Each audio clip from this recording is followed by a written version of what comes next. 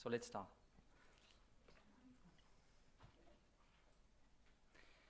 Welcome everyone, and thank you very much to be here in the French Pavilion of Dubai Expo 2020 for this event, Les Rencontres, by France Muséums. We are in the heart of the fortnight of creation, as you know, and as an international museum consultancy, France Museums is at the service of decision makers worldwide to conceive, build, and develop major endeavors in the museum field, as we did for the Louvre Abu Dhabi and continuing. I am Stéphane Roisin, Deputy CEO of France Museums, and it is my great pleasure to welcome you both physically and virtually to the core of our event, the Symposium, called Imagine the Museum of Tomorrow, Defining Values, Designing Experiences. It appeared indeed that everywhere in the world, societies are facing many challenges, may they be economic, social, or cultural.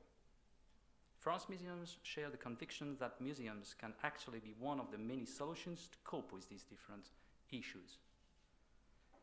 To achieve this ambitious goal, it is more than ever necessary to rethink the place of museums in society and to imagine together innovative ways to transform visitor experience. These will be the key elements underpinning today's discussions. I would like here to heartfully thank, on behalf of France Museums and Hervé Barberet, our CEO, who unfortunately could not be with us today, all the different panelists who accepted to participate to this event and to be here with us today, despite traveling restrictions due to the sanitary conditions worldwide. Some are indeed coming very far. Thank you also for guests who accepted to participate remotely and allow us to enhance our reflections. Thank you also to the audience be here and to anyone who are following us through the internet, hopefully. I would like to thank the coverage team, which runs the French Pavilion, without whom it would have been impossible to manage this operation. Thank you to Charger Museum Solutions, our partner for the masterclass, which was organized this morning. Thank you to the UNESCO, which is supporting our symposium. Before leaving the floor to the panelists, both on-site and remotely, let's add a more personal word on the current situation. We are all facing difficult times for both personal and professional reasons. I can easily imagine that the COVID has a great impact on the organization of this day, on your life. But we managed to switch on-site and to combine with recorded messages or live remote interventions, some of the panelists. And we are sorry about that. But I am also proud to our dedicated team who have managed to make it happen despite all of those setbacks, and that the image of France Museums now is capable of a maximum adaptation for its clients. So thank you very much to you all, and let's begin our discussions thanks to Mr. Luc Pirala, which is our scientific director.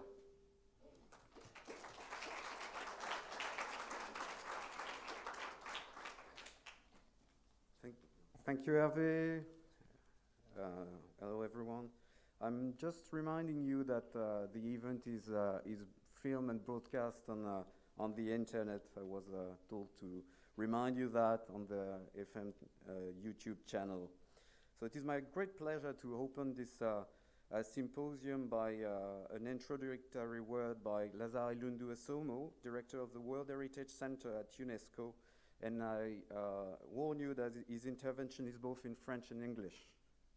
Thanks.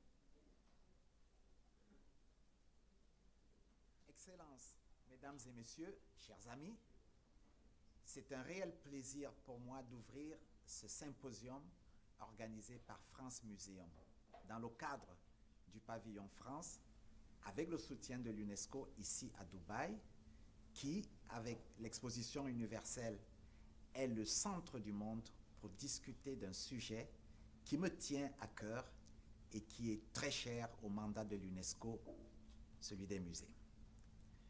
Je veux sincèrement remercier la France Muséums et son directeur général Hervé Barbaret, car cette journée dédiée à l'avenir des musées vient non seulement à point nommé, à un moment où les institutions muséales doivent faire face à un grand nombre de défis. Cette conférence a aussi lieu dans un cadre particulièrement opportun, au sein d'une exposition universelle qui présente l'incroyable force de la culture et des industries créatives pour les sociétés, pour leur convalescence et reconstruction aussi.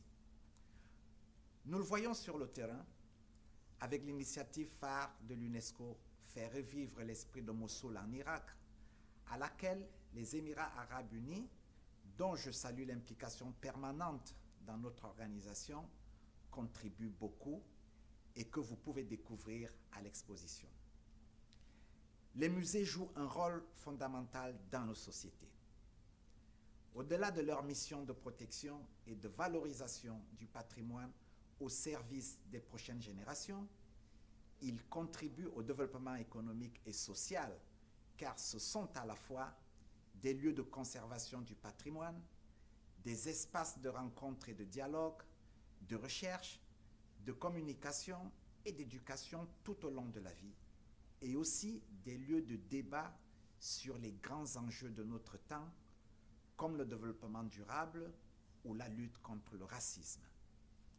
C'est la raison pour laquelle l'UNESCO a, depuis sa création en 1945, déployé des efforts considérables pour soutenir le développement des musées dans le monde entier par l'établissement de normes, notamment la recommandation UNESCO de 2015 concernant la protection et la promotion des musées et des collections, de leur diversité et de leur rôle dans la société.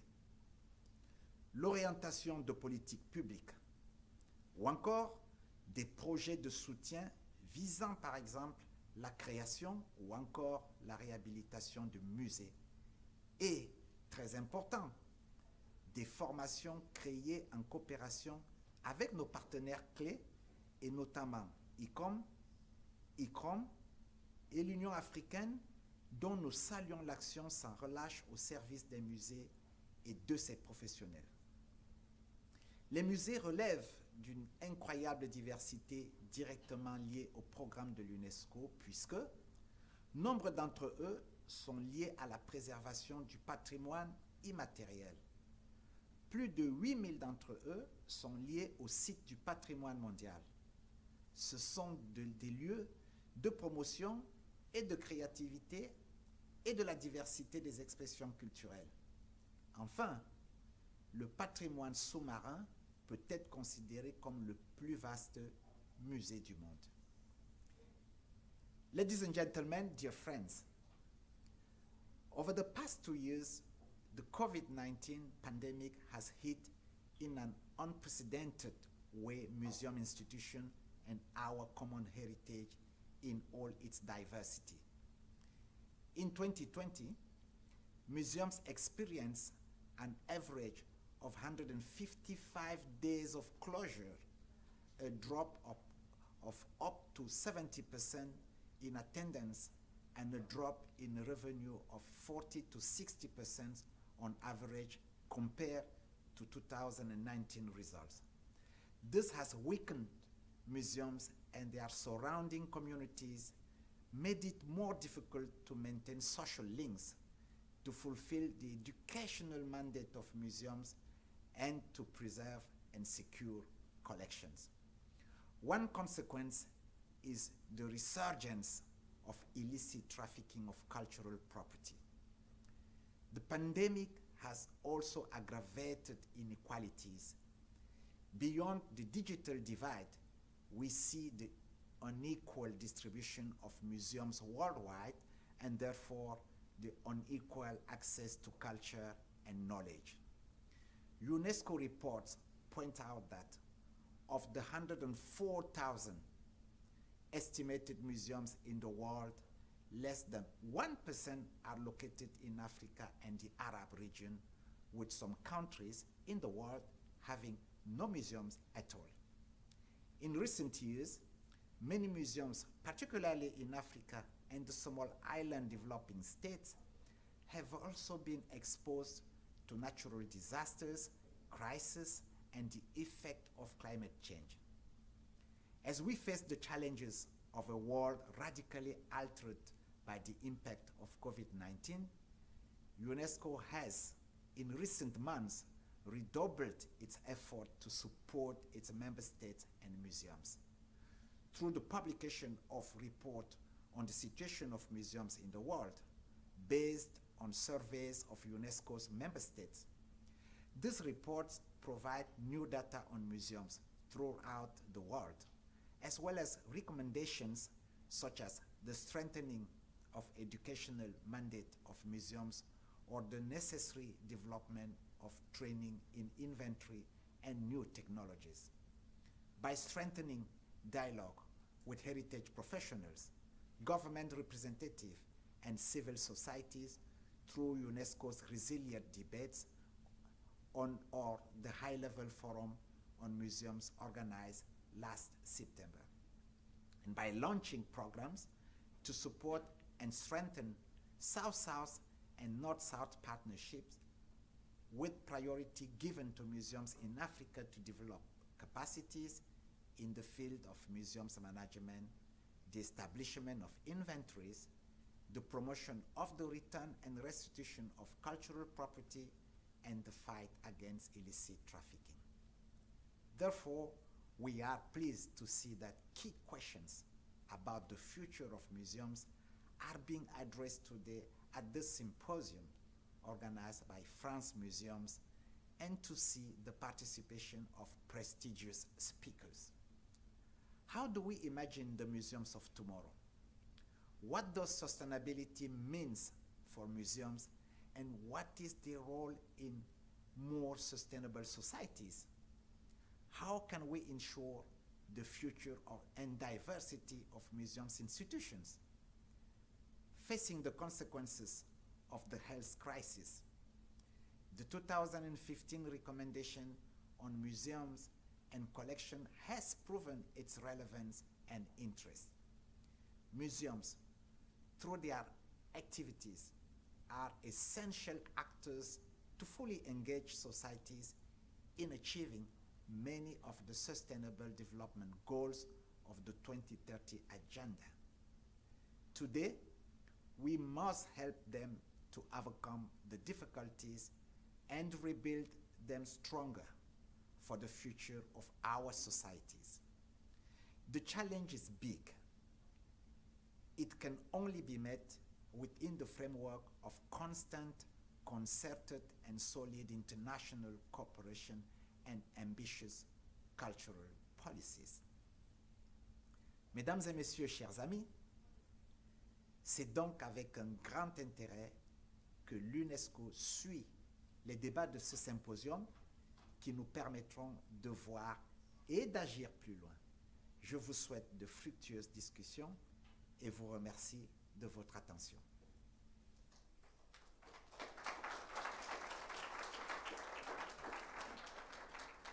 Thank you very much, Lazare, for these very illuminating introduction remarks in the context of museums worldwide. Now we have another pre-recorded video, and we are very pleased and honored to hear the opening keynote of the symposium by His Excellency Mohamed Mubarak Al Khalifa, the chairman of Department of Culture and Tourism of Abu Dhabi. Just to remind you that DCT, the authority overseeing the protection and promotion of Abu Dhabi's heritage and culture, designing its action to enrich lives and visitors and residents of Abu Dhabi. Thank you. Good afternoon, ladies and gentlemen. It's an honor and a pleasure to be with you today. for what I'm sure will be an insightful and productive session, Imagining the Museum of Tomorrow, a topic which matters deeply to all of us. I'd like to start by thanking my good friend Hervé Barberet, Sandra Legumina, and France Muséums for their kind invitation to open this symposium. I'd also like to thank Laurence Descartes, who has been instrumental throughout our collaboration with France Muséums. Thank you for your openness and innovation, and I look forward to many years of continued collaboration together. The UAE and France have enjoyed a long-standing diplomatic and cultural friendship, and we continue to reinforce these ties even further. The important relationship between DCT Abu Dhabi and France Muséums is one based on collaboration and cultural exchange, and has been critical to the successful founding of the Louvre Abu Dhabi. Perhaps the most iconic outcome of our government's shared vision and efforts is Louvre Abu Dhabi, which opens its doors in November of 2017. President Macron's recent visit to the UAE resulted in numerous economic and cultural partnerships, including the extension of our Louvre Abu Dhabi partnership for 10 years, until 2047. Local audiences proudly claim the museum as an iconic Abu Dhabi institution, and it has earned its position as a global destination not to be missed. This is a testament to the power of collaboration that transcends borders and cultural differences. Abu Dhabi is placing culture at the heart of its development strategy, investing not only in creation of groundbreaking museums, but also in people, opportunities, and programs that will ensure a sustainable and thriving creative and cultural economy. Ours is a nation that seeks cooperation and knowledge sharing across borders and disciplines, while France Muséums are providing the opportunity to introduce new global audiences to their institutions. We are at the same time transforming the landscape of Abu Dhabi's Saadiyat Cultural District. Within a few square miles, the collection of Saadiyat Cultural District museums will allow visitors to experience millennia of human creativity. Louvre Abu Dhabi has served as a pioneering blueprint of how government collaboration can create a new model for a universal museum. It is the first universal museum in the Arab world, which connects histories of mankind, drawing new connections between global civilizations. It will soon be joined by the Abrahamic Family House, where a mosque, a church, a synagogue, and an educational center will promote further connections and understanding. The Zayed National Museum will pay tribute to our founding father and exploring the journey of the UAE through an archaeological collection that tells the story of this great land. The Guggenheim Abu Dhabi will bridge modern and contemporary art histories with a transnational collection of over 600 works, with a focus on underrepresented artists from West Asia, North Africa, and South Asia, and beyond. 2 additional cultural institutions are in the pipeline, and we look forward for sharing this great news with you in the very near future. Each institution advances Abu Dhabi's and the UAE's commitment to tolerance, diversity, and inclusion. These values reflect Emirati culture and stand as a powerful beacon to foster dialogue, research, and representation on a global stage. Our relationships, forged with entities around the world, make it possible to present truly diverse histories from multiple perspectives, told through many voices, all essential for social cohesiveness and well-being. Our partnership with France Muséums is based on mutual commitment to driving best practices in exhibition planning, collection management, and capacity building. Our new ideas and ways of working benefit not only our 2 countries, but the entire collaborative international museum sector. We in Abu Dhabi have the experience and the know-how to secure partnerships among the world's most reputable brands. These include Sorbonne University, New York University, as well as the NBA and the UFC, to name a few.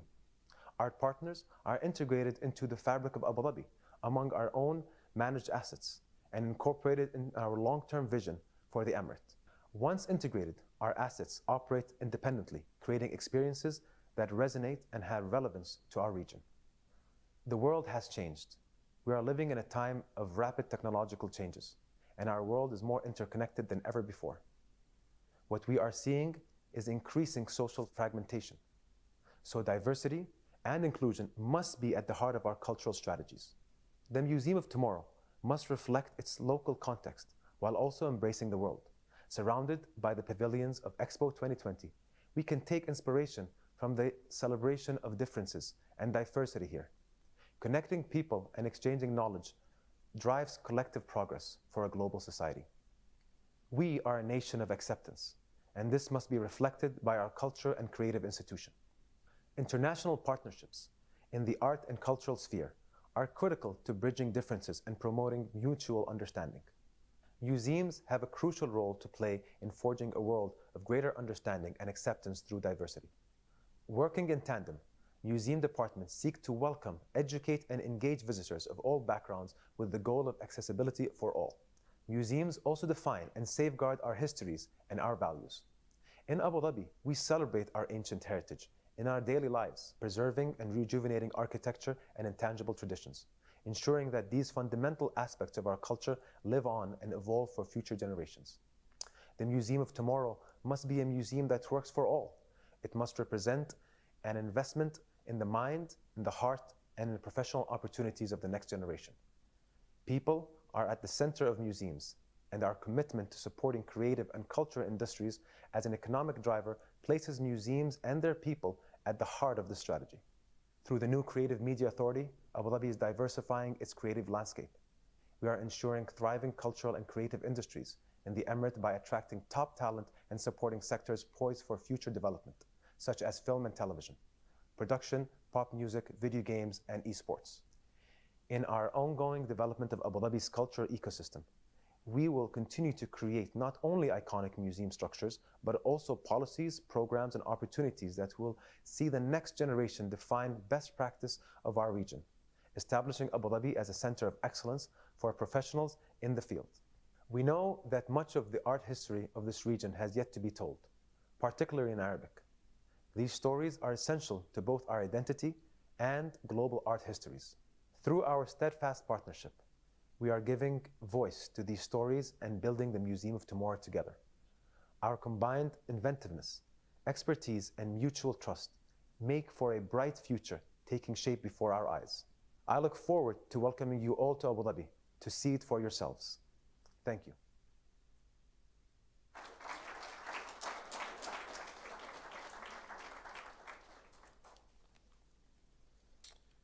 Thank you very much, Your Excellency, for these thought-provoking words on the ambition of Abu Dhabi relating to museum and culture and the reason for that. So it is now time to move on to the first live discussions. So the first roundtable entitled Building a Sustainable Future, the unexpected challenges of the museums. So invite the panelists, please to join me on the scene. Thank you very much. So the roundtable is moderating by Sandra Lagumina. Sandra is Deputy CEO of Meridiam, a global investor and asset management company specialized in sustainability. She is also the chairperson of France Muséums board. And I thank you very much again for moderating this discussion. Thank you very much to all.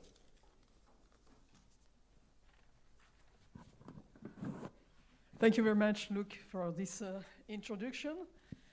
Firstly, I would like to express my joy to be here in this amazing environment and introduce a roundtable mixing two of my passions, sustainability and museums. In this expo, you saw that sustainability is everywhere. You saw, I think, the flags and everything. But, and for sure, museums cannot be out of this journey. With my colleagues, we want to illustrate and demonstrate that the museums are not only buildings with some piece of arts, but also a political demonstration in the Greek definition of this world, which means at the core of the city. With this approach, museum must be fully connected with the main challenge of our time and face the global requirement of development that aims to be sustainable and integrated. The question of the impact of the museums can be approached using the same framework of the UN Sustainable Goals. And as you know, those UN Sustainable Goals that respond for the global challenge we face, including those related to poverty, inequality, climate, environmental degradation, prosperity, peace, justice. And I heard the chairman also remembering the diversity challenge and the economic development. That means concretely, we need to tackle problems in an integrated and concrete manner and at the proper level, local and global. We believe, and we have a fantastic example not so far away with the Louvre Abu Dhabi, that the museum is an essential asset in building a better and more sustainable future for all. With my colleagues, of this first roundtable, we will illustrate this approach with different levels of this political action, zooming from the global to the people centricity. First, with Michel Miraillet, we will tackle. First with Michel. We will tackle the international level, how a museum is an asset for in international competition, but also a fantastic tool to mutual understanding, knowledge, and respect between people. Michel is a general director for global affairs, culture, education, and international development, almost everything, no, in the Quai d'Orsay?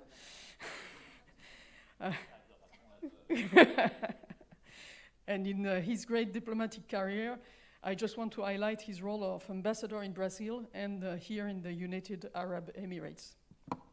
Secondly, with Lina, we will explore how a museum can have a huge impact in a domestic and local level and introduce also the personal experience at the core of the design of the buildings of those museums. Lina is an architect, as she's a founder of the Paris-based atelier Lina Gottmet. She works on several impactful projects, for instance, the Estonian National Museum, and I heard here a lot of people were absolutely astonished about this work. The Antwerp Hills Museum in Shenzhen, and talking about resiliency and sustainability, I will also mention that she is co-president of the Scientific Network for Architecture in Extreme Climates.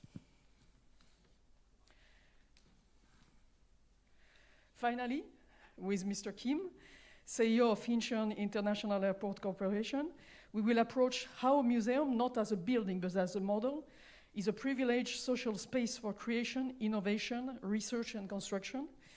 And this kind of concept can also be outside the walls, with the experience of Incheon International Airport. Mr. Kim has also an extended public experience in South Korea, where he was the Vice Minister of the Ministry of Land, Infrastructure and Transport, and oversaw major of the government policies regarding infrastructure and transportation. His view about the connection between development, tourism, culture are very interesting, and we had the occasion to discuss it at lunch.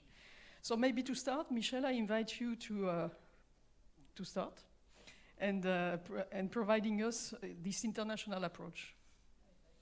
You can go everywhere, Michel.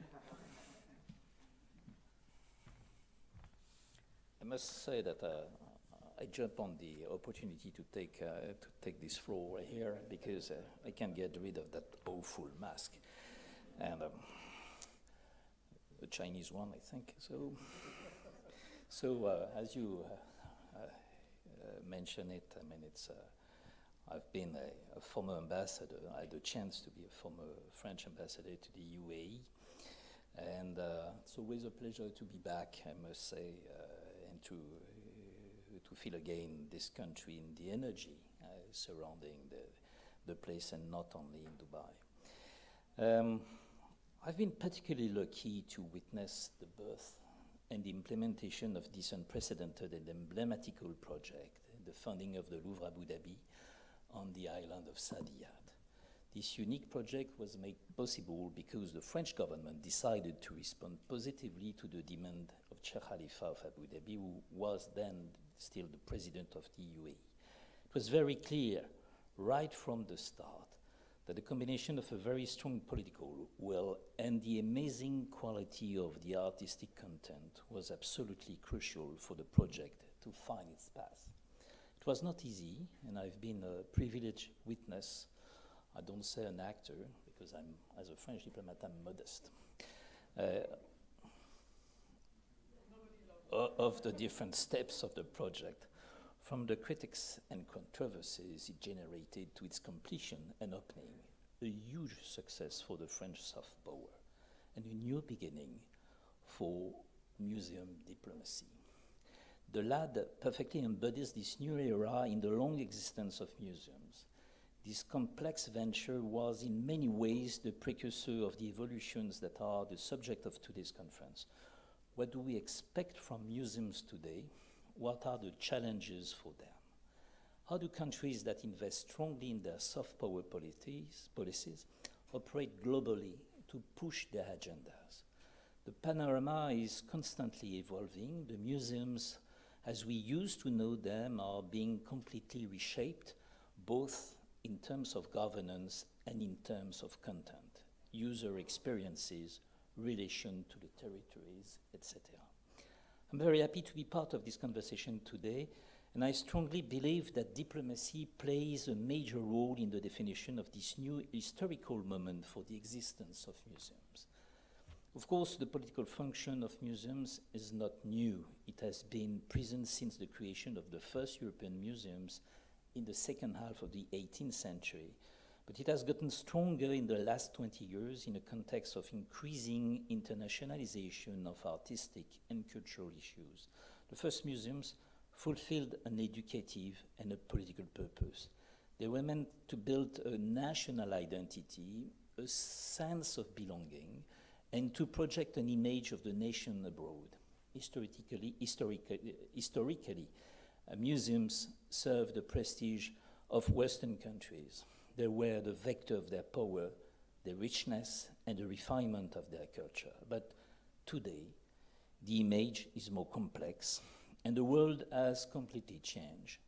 In the recent years, museums have diversified and amplified the sources of their influence on the international stage. Initially, museums had two standards of distinction: the quality of their collection and the originality of their buildings. These two dimensions still play a decisive role, of course, but from this fundamental core, a whole range of new skills has developed and is now valued internationally. The conservation and the restoration of the artifacts, the quality and originality of the temporary exhibitions, the educational and mediation programs, the visitor experience, the integration of new technologies, the ability to build partnerships, and a marketing strategy. All these elements gain importance and now contribute to the value and reputation of museums on the international stage.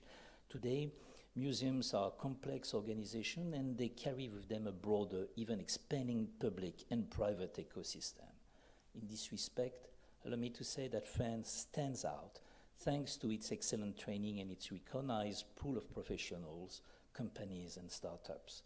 All these players of the museum sector, many of whom are with us today, are able to intervene on cutting-edge activities such as specific techniques of restoration or integration of immersive technologies in order to enrich the experience of visitors and renew the action of mediation. So the spectrum of what was a museum has evolved. At the same time, the world changed radically. New political and economic powers in the Asian region, and we have one representative, and in the Middle East especially, but also on the African continent, asserted themselves on the international stage. They seek to accompany their economic and political rise with the development of their soft power. They want to be acknowledged on the international stage and often wish to benefit from the expertise of older and more seasoned museums. Museums and cultural infrastructures multiply all around the world, often financed by the political and economic elites. But many of these structures were only buildings, big boxes, where everything still had to be done. Therefore, those structures needed assistance to develop an acquisition policy, to think their scenography, their narrative, their routing in the territory, and their relation with the publics. There's a growing competition between the big cultural powers, but also between public and private actors who are themselves increasingly numerous to meet this demand and position themselves in these promising markets.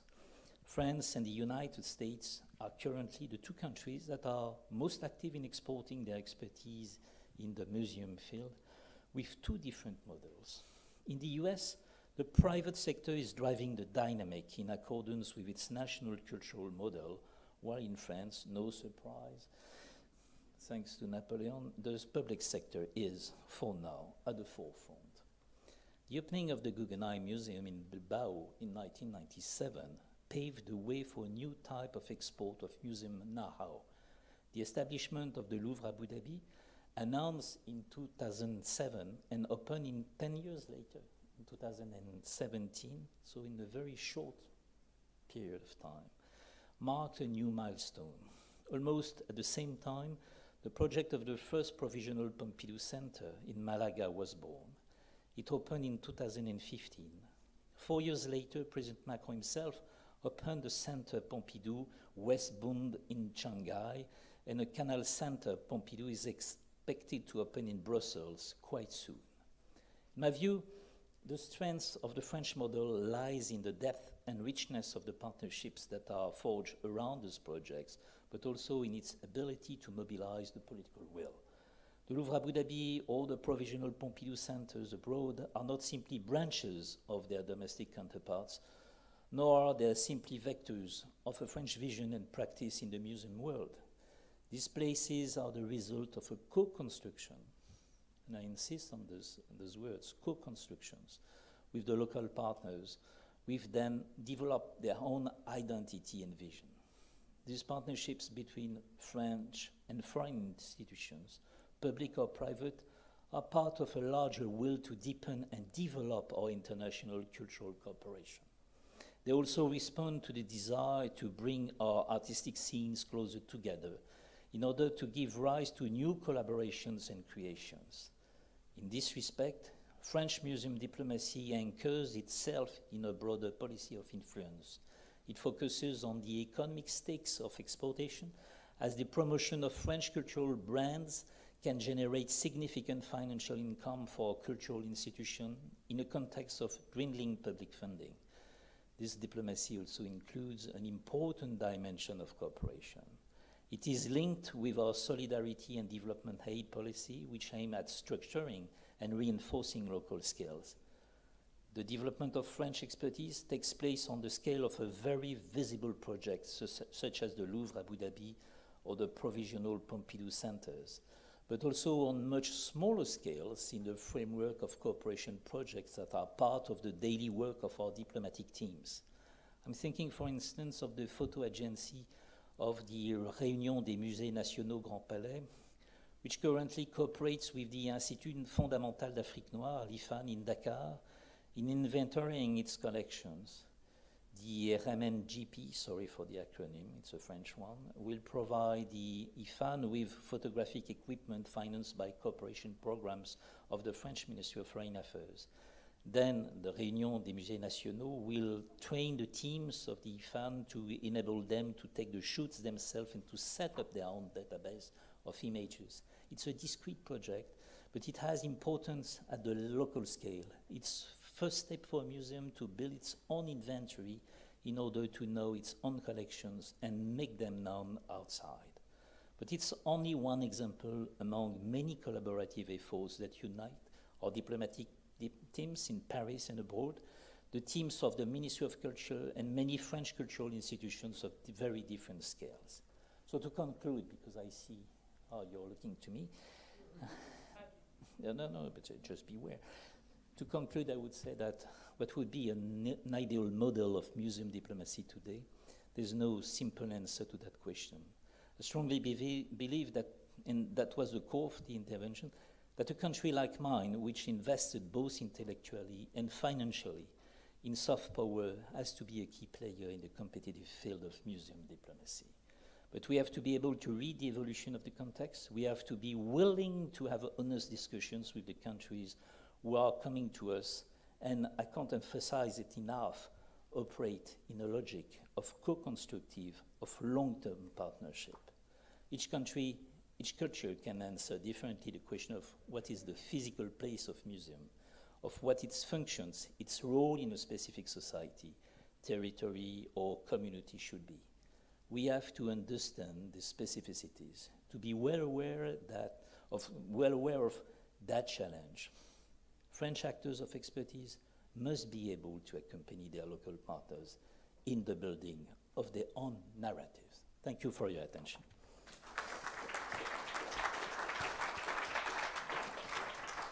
Thank you very much, Michel. Joke aside, it was a great presentation of those global challenges we have in, and what I would like to touch before introducing Lena, it's a world of co-construction you're finishing that show that the French diplomacy and evolve a lot in a way they want to approach this question. And this co-construction is at the core of your presentation, Lena, so maybe I can let you the floor now.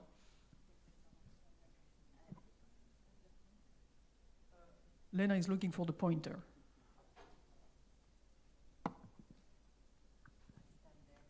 Yeah, sure.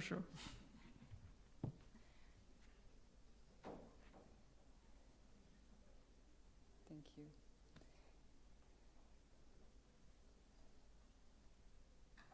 Thank you. I have the pleasure to succeed your beautiful speech, Michel, especially that it is at the heart of actually the briefs that are made for us as architects to develop.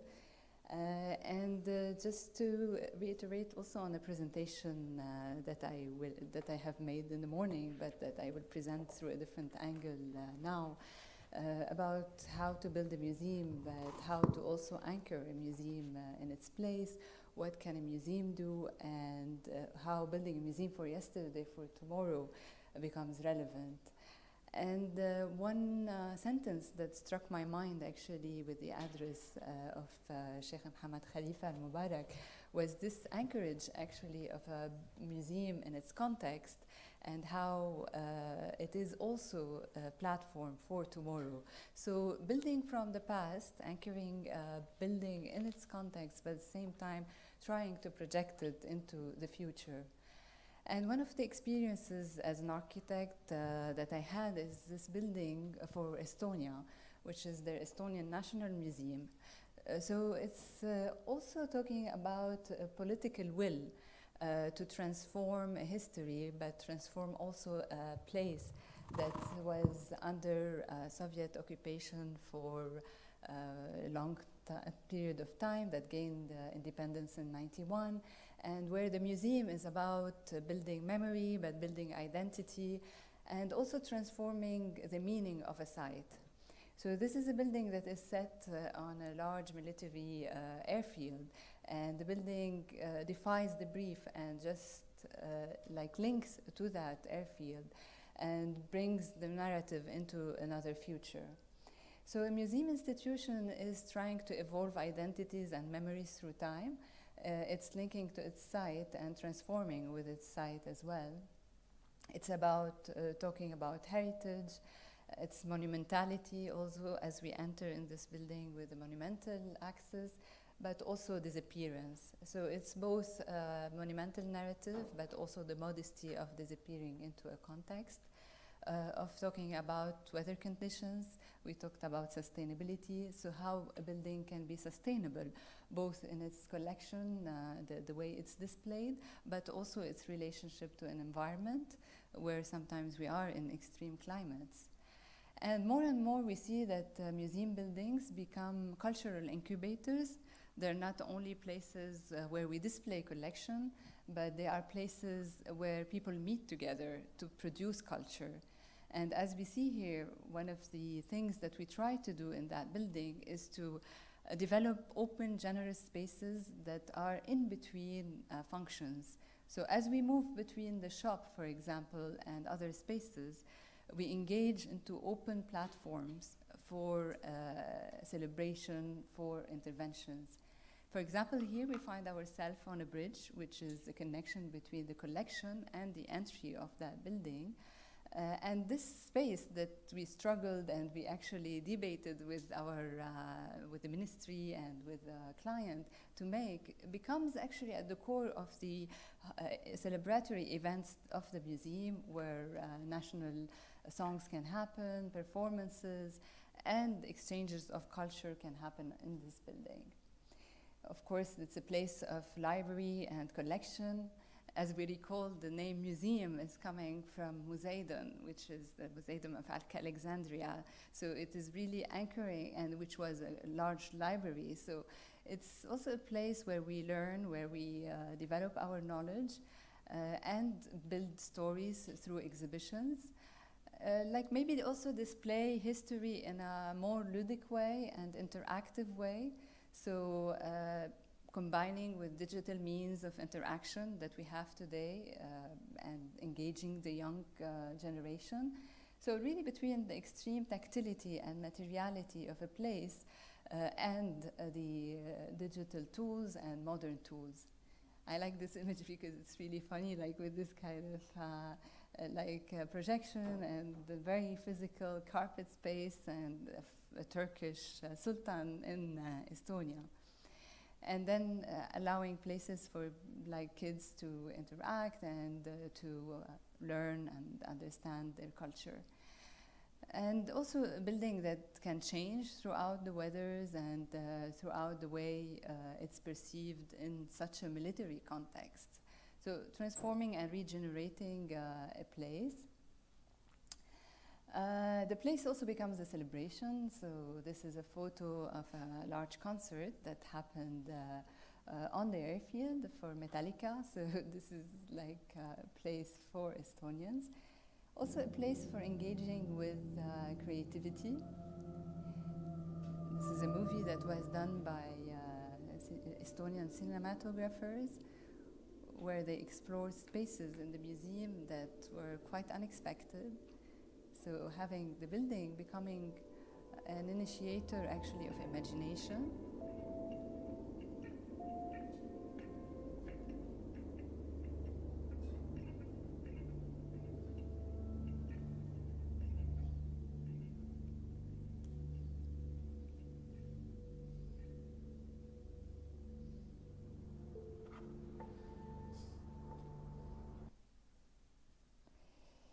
And it's also about sometimes political statements, like this building for Ukraine, which is a Museum of Revolution, where after the revolution at the Maidan Square, they wanted to build a museum that commemorates this quest for independence. And this building actually becomes a public platform that links to the street and brings arts on the elevation and claims the streets and the ground to the public. And it's always this dialogue between the shell of a building that could disappear in a context and the collection. When we're talking about a museum, we're also talking about elevating oneself into a new experience. And this is a project that was without any collection and is a museum around the story of creation. The story of creation as perceived in Islam, and about actually non-figurative, without any object, how could we talk about the creation according to this creation of the universe and immersive experience. So moving through these spiraling spaces where we get into an oasis and then get into an abstract space, we move into this kind of narrative through space and through the scenography of that museum.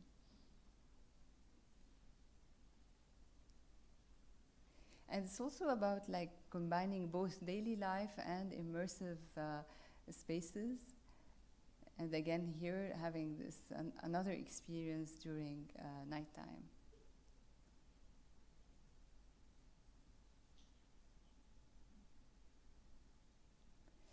The conservation is a question because also most of the museums have a big part which are archives. And this is like a work that we're doing with a collector who wants to build an open archive building. So it's like a combination of typology between an interactive museum and just an archive, actually, storage building. But where the curation could happen in interaction with the visitors. So the visitors are the ones that activate the whole collection. May I ask just to turn down, please, the light? Thank you. And we see actually also that every time we engage into a museum project, we try always to come to the source, actually, to understand how a museum typology evolves through time, moving from the pyramids to the temples to the church, to the notion of a cabinet of curiosity, the emergence of the Louvre as one of the icons, actually, that also was behind the influence of many museums in the world. The Centre Pompidou, and just questioning what kind of museum we want to create out of all these typologies. And here we come up with this building that is also a sustainable building that hides in nature and that consumes the least energy, because when we have a collection, it consumes a lot of energy to be kept and at good temperature and humidity. And finally, healing is important. We talked about China, and in China here we find ourselves in this hill that was an ancient quarry, actually, that was used to build all of Shenzhen. And the museum role here was to kind of heal that site and talk about a tradition and the heritage that this culture wants to reinstate at the moment. So the buildings come actually as a celebration of nature, with these kind of vertical columns that talk about the forest that once existed on that site and that was used to build all these high rises, and kind of give a figure that is between nature and a building. So modernizing our heritage, but also showcasing know-hows. And moving from the museum design into exhibition, the transition is very important to always have the same care for all these scales. And this is an exhibition of national treasures of France that were exhibited in Tokyo, in the National Museum of Tokyo. And when we're talking about national treasures, we're talking about master craftsmen and women who have this title, actually, of maître d'art, that is protected title in France, and who have exceptional know-how that sometimes goes to this kind of microscale of like engraving, and cultivating that knowledge, moving again to Japan, to another museum. And so the display is also part of bringing the narrative, but also emphasizing the beauty of every craft artists make, and always dialoguing between nature and actually art, like moving to virtual or less immaterial exhibitions about light and water here in France, in Éléphant Paname. And the work of museums is always an inspiring one to other typologies, like, for example, residentials. And we try to have the same care and same feeling, actually, of culture in other typologies, as this building in Beirut. And a parallel between residential dwelling entrance and an exhibition is becoming about also scenography and kind of a journey through time. Thank you so much.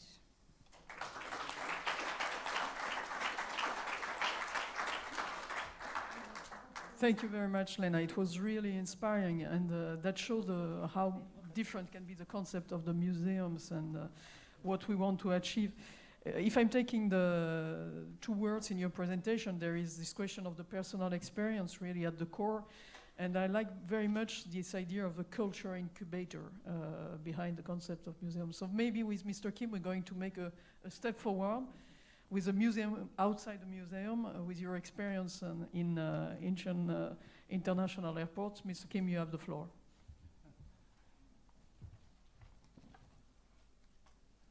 You can turn on the right.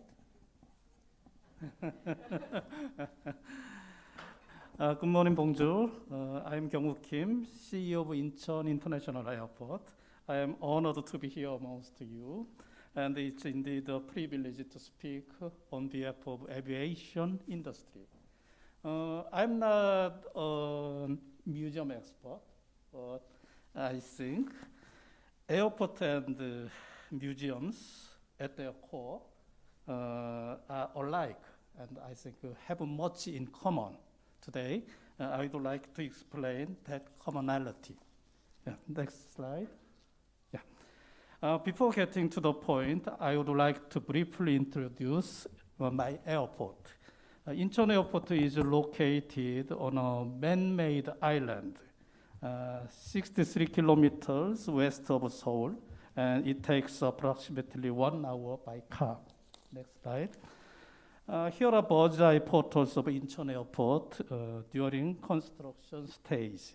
As you can see in the first photo, Yes, this one. There was nothing but sea. There are some small islands, and it was a sea. And Incheon Airport was made by reclaiming the sea.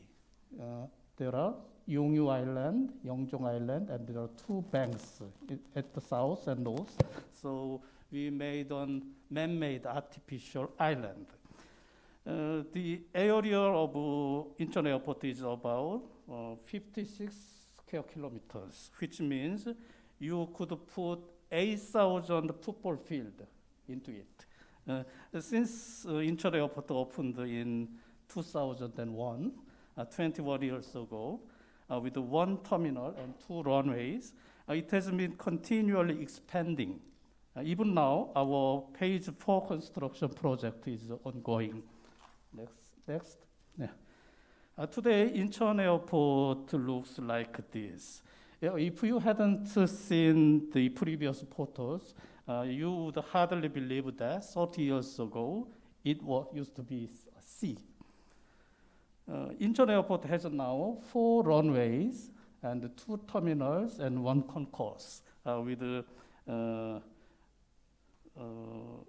world-class air navigation safety facilities such as radars. And it has several air cargo terminals here, and oil supply facilities, and its own power plant. And we have some very nice hotels and resorts around here, and some nice golf courses to accommodate travelers. Next. Incheon Airport has grown as a world-class airport over the last 20 years. In 2019, prior to the pandemic, we processed 72 million passengers in a year. Globally, it ranks number 5 in total international passengers, and it was number 3 in volume of international cargo. The annual business profit, actually, we are a very rich corporation. We made $1 billion profit in a year in 2019. Until the year 2020, we all believed that our continued and growing success will be assured. But suddenly, global pandemic hit us. It hit us hard in 2020, and it hit us harder in 2021. So now we all need to get back to the basics and ask ourselves, what should we do now for survival? I often ask my employees, what do you think is an airport? Today, I would like to ask you another question. Do you think our 2 businesses are similar? The International Council of Museums defines the museums like this, the left one. It is saying that museum is an institution open to the public for the purpose of conserving, researching, exhibiting, educating, etc. I think it's a wonderful definition, but look at the right side. It's a definition from Wikipedia, and it is saying that airport is a package of facilities which are needed for air transportation, a little underwhelming in comparison. I don't like Wikipedia's definition because it only focuses on the appearance and the function. This is not the essence of airport business, I think. If you look closely into our businesses, you will recognize that deep down, they were not so different. The airport is not a place, is not a space where an aircraft lands and takes off. It is a place where people meet people, cultures meet cultures, and the present meets the future. We can say that it is the place to connect people through culture and time, just like a museum. Next. Incheon Airport grew rapidly because it was a brand new airport with the latest technologies. And what is more, accelerating travel demand and the popularity of duty-free shops in Asia region supported its successful growth. But the next 20 years will not be different. We need change to ensure future growth, which are the reason why last March, I established a new vision for the Incheon Airport. Our new vision is we connect lives, cultures, and the future. Doesn't it sound familiar? The slogan of Dubai Expo is connecting minds, connecting the future. It's just a joke, but when I first saw the slogan of Expo Dubai Expo, I wondered, some of my employees told them Dubai about our vision. Next slide. An airport is a mass gathering infrastructure connecting people with different cultural backgrounds from all across the world. Before COVID-19, 200,000 passengers from all over the world visited Incheon Airport every day. And the number of airport employees itself was over 80,000. Airport is a place where various cultures meet. And I believe that this meeting of cultures would attract people, create new opportunities, and lead us to the sustainable growth. This is why I'm not satisfied with the conventional role of the airport. I think airport should be something exceptional beyond the simple gateway.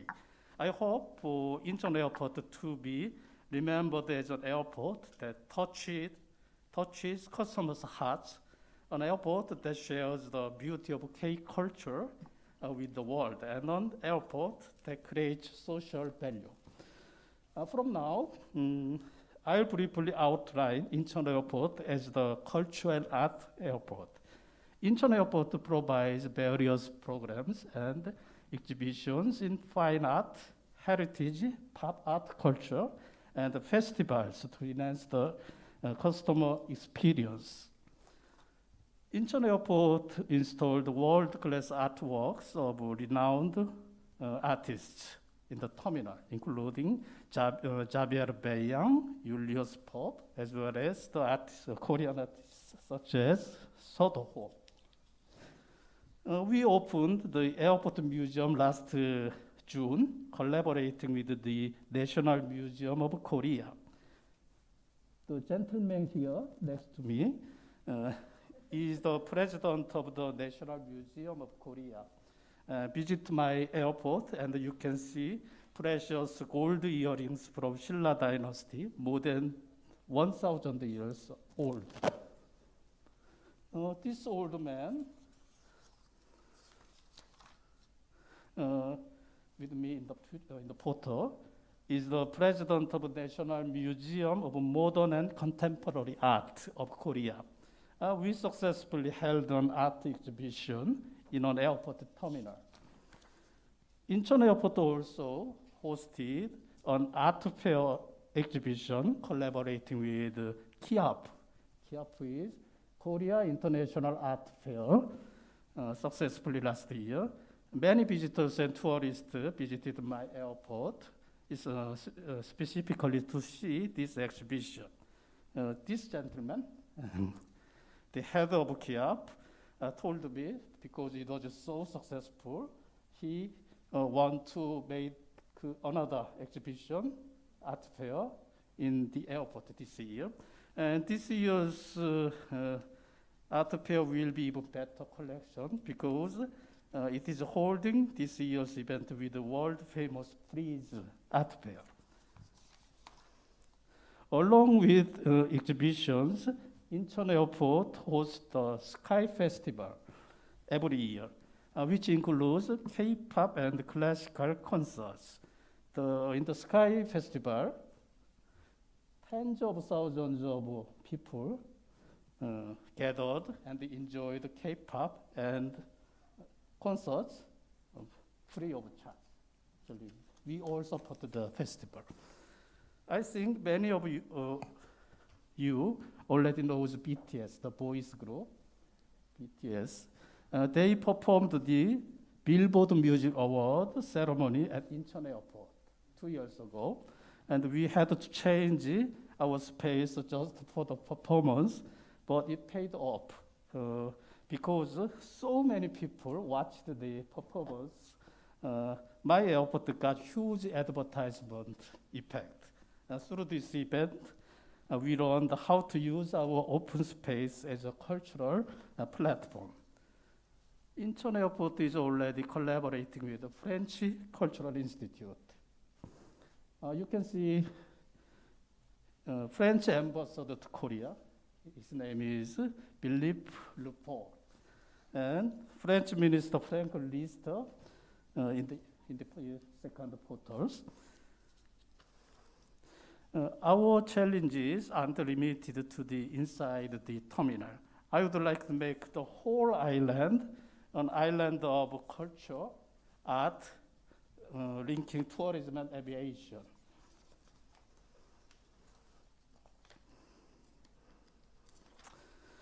I believe the airport can be the destination of travel, not just passing through for flights. First of all, in the northwestern area of my airport, Inspire Resort project is ongoing. This will feature 20,000 seats concert arena and 70,000 square meters theme park. And secondly, here, 30,000 square meters art storage is planned to be constructed. And I believe this will be an important first step in becoming an art hub. The art storage will lead us to extend our business to art auctions such as Christie and Sotheby's. And finally, Incheon Airport has a broad parking lot, very broad parking lot on ground. And I plan to move these parking lots underground and develop a landmark complex similar to Jewel Changi in Singapore. And I hope we will be able to attract world-class global museums among the landmark complexes. I've talked about how to integrate art and culture with Incheon Airport, but Incheon Airport is not the only airport to do this policy. Some competitor airports, such as Singapore and Hong Kong, focus on entertainment and pop culture to attract passengers. And currently, and culturally rich countries such as France and Netherlands actively utilize their cultural and art heritage to provide an exceptional customer experience. Airports can provide a new platform to art and culture. That's why I recommend you look more closely into collaboration with airport business. Today, we are on the verge of cultural and industrial paradigm shift. I think this is the right moment for Incheon Airport to leap beyond the limit of a conventional airport to become a world-class culture and art hub. For this, I'm looking for reliable partners. I hope many experts in museum and arts field have interest in Incheon's journey. Thank you for listening. Thank you.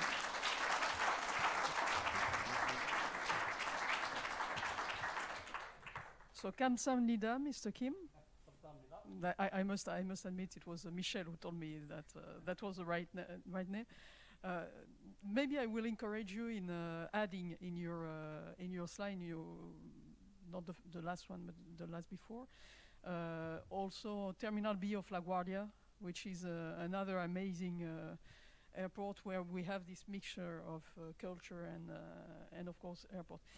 what was very impressive in your presentation, and I think it was also a part of your presentation, and I knew Michel, more and more we see that the museum and this link between how museum connect people is seen as a key for the future, as a solution.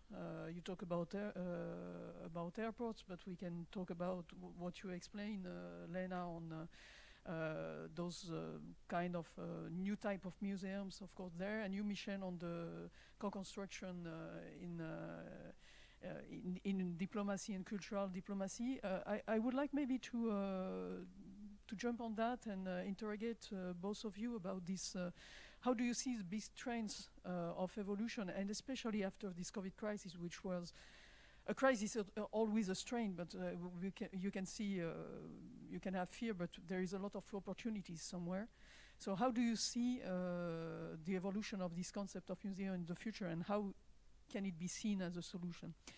Maybe, Michel, I will start with you on this.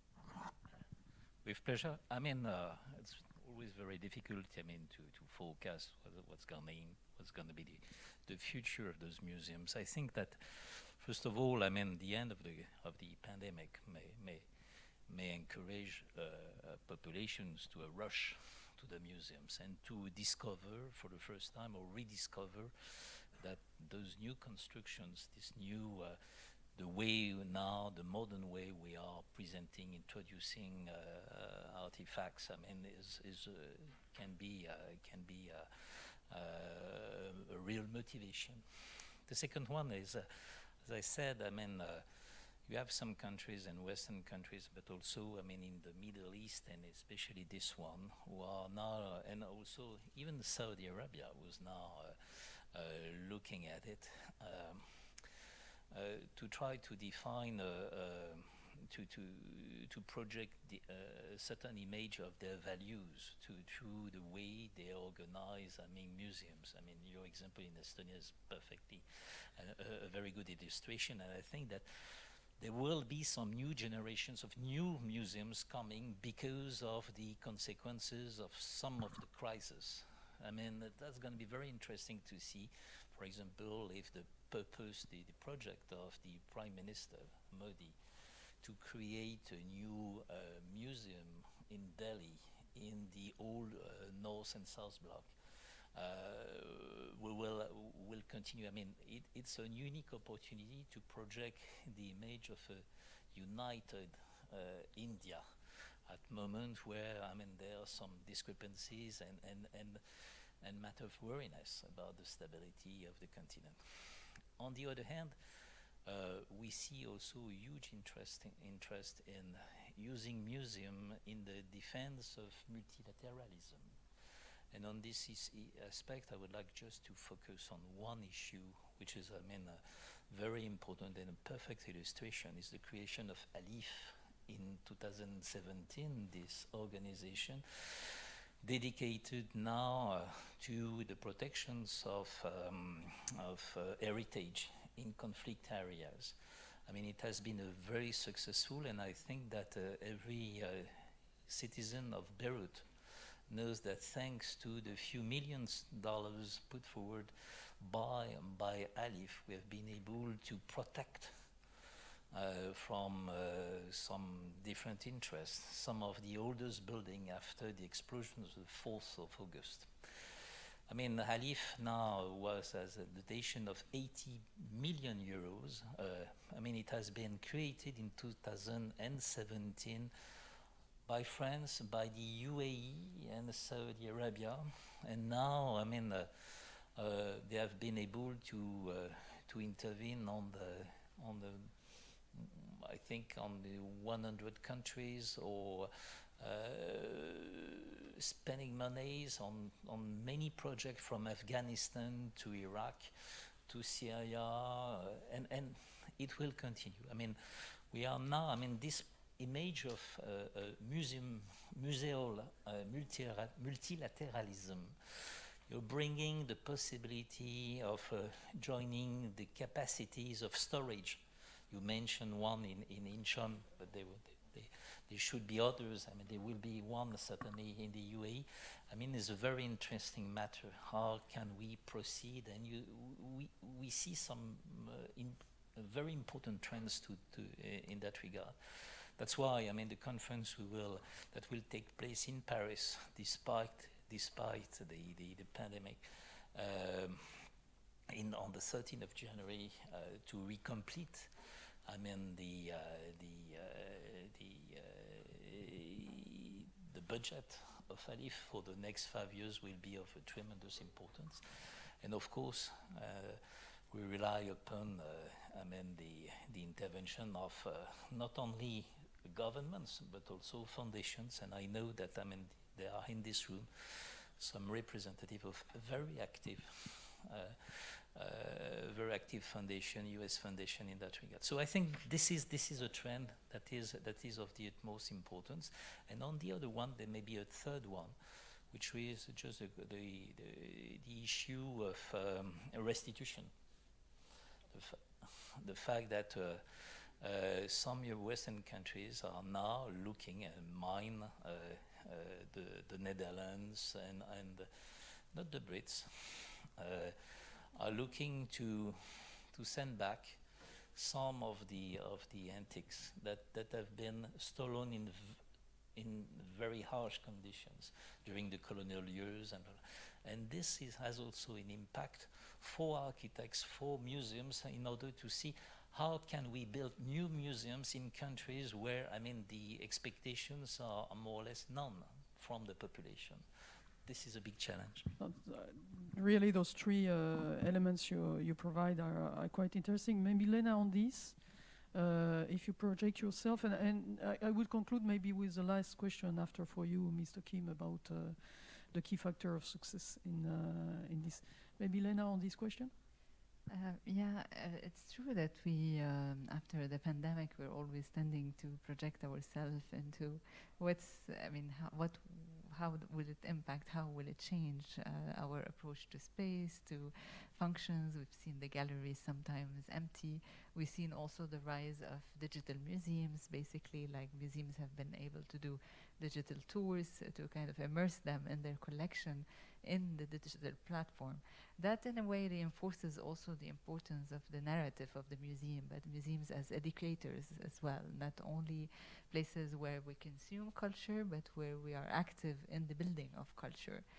And I do think maybe that museums will transform more into these polymorph platforms that become places where we make, actually, we encounter, it's about interaction of public, as I tried to show in some of the examples, but also places where the function, and that's very clear in what you showed, like this, the airport becoming museum, and then basically learning from the museum, and at the same time influencing the typology of the airport. So how these spaces become new in terms of their function and unstatic in a certain way.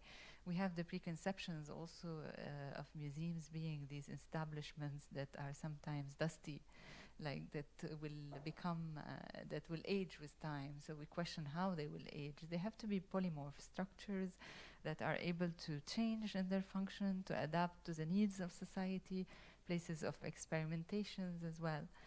I think also talking about post-traumatic scapes or post-disaster times, museums, or let's say the cultural institution or the institution as a heritage protector becomes extremely important, and definitely the foundation of ALIF was so impactful. I've seen it in Beirut, like with the rebuilding of heritage, but also heritage as something that brings people together, that is essential in a way to the making of our societies, and of speaking of a common language. I mean, like they're really inspiring places for building different or questioning the future in a certain way. Sure, thank you. Maybe last question for you, Mr. Kim, on that. Of course, you explain you are not an expert of museum, but we are not really expert of museum, both of us. Fine. if you have to explain to your children what are is your project a big success? What are the key factors of success you will provide to them? To just explain this experience, which is amazing, was a real success. I think because of the pandemic, the museums and airports suffer from same phenomenon. With the pandemic, all our customers suddenly disappeared. It's the problem. Someday, the COVID-19 will pass, but the first problem is, it will not be restored automatically, same as before. So there will be some or big change after pandemic passes. And second problem is, COVID-19 is not the last pandemic. We already had SARS, MERS, some types of new influenza. So next pandemic will come again. So I think it's a kind of routinization of the crisis. So for this, the airports and also museum need to evolve. So we are preparing to evolve ourselves to some higher stage compared to the conventional airport role. So how to make it successfully is partnership, I think, collaboration. Because I am not an expert in art and museum, and my corporation, my employees are not, do not have much experience in art field or museum field. So collaboration is needed. We already have made collaboration with the Korean museums and art institutions. So now I am looking for some good partnerships from all over the world. That's what I want to say. So I think thank you very much for this insight. We have to conclude to jump to the second roundtable. My personal conclusion on this roundtable would be. Firstly, I put on my paper, museums are modern, museums are fit for the future, but now I will put museum is a way to recovery, and I think that's a great idea for the future. Thank you so much.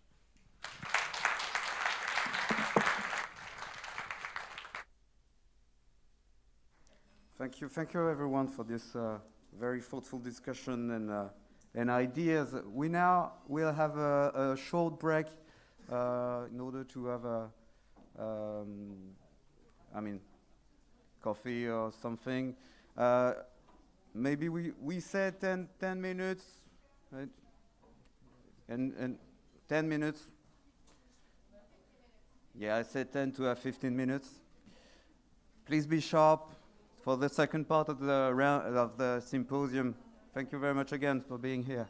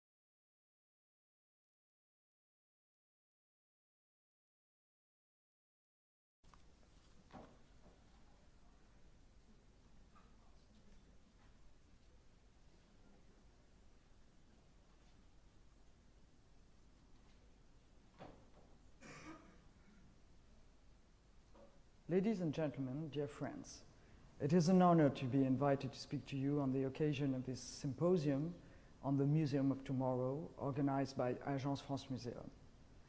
Thank you to the entire AFM team for giving us the opportunity to reflect together on what a museum should be in the 21st century, particularly in its relationship to society. I am especially pleased that this discussion is taking place in Dubai, in the beautiful French Pavilion at the World Expo. The links between Universal Museums and the World Exposition are indeed very close. Both are invention of the 19th century, and both are based on that era's collective idea that Europe dominated or believed it dominated the world. World exhibitions were originally used by major European powers to flex their political muscle, particularly through their colonial empires. The fact that this exposition is being held in Dubai today, 170 years after the first World Exposition in London, speaks volumes about the shift in the center of gravity and the emergence of a new multipolarity. World Exposition carried in their DNA the emerging concept of universalism. All cultures could be exhibited together in one place, and everyone was invited to discover the world's incredible diversity.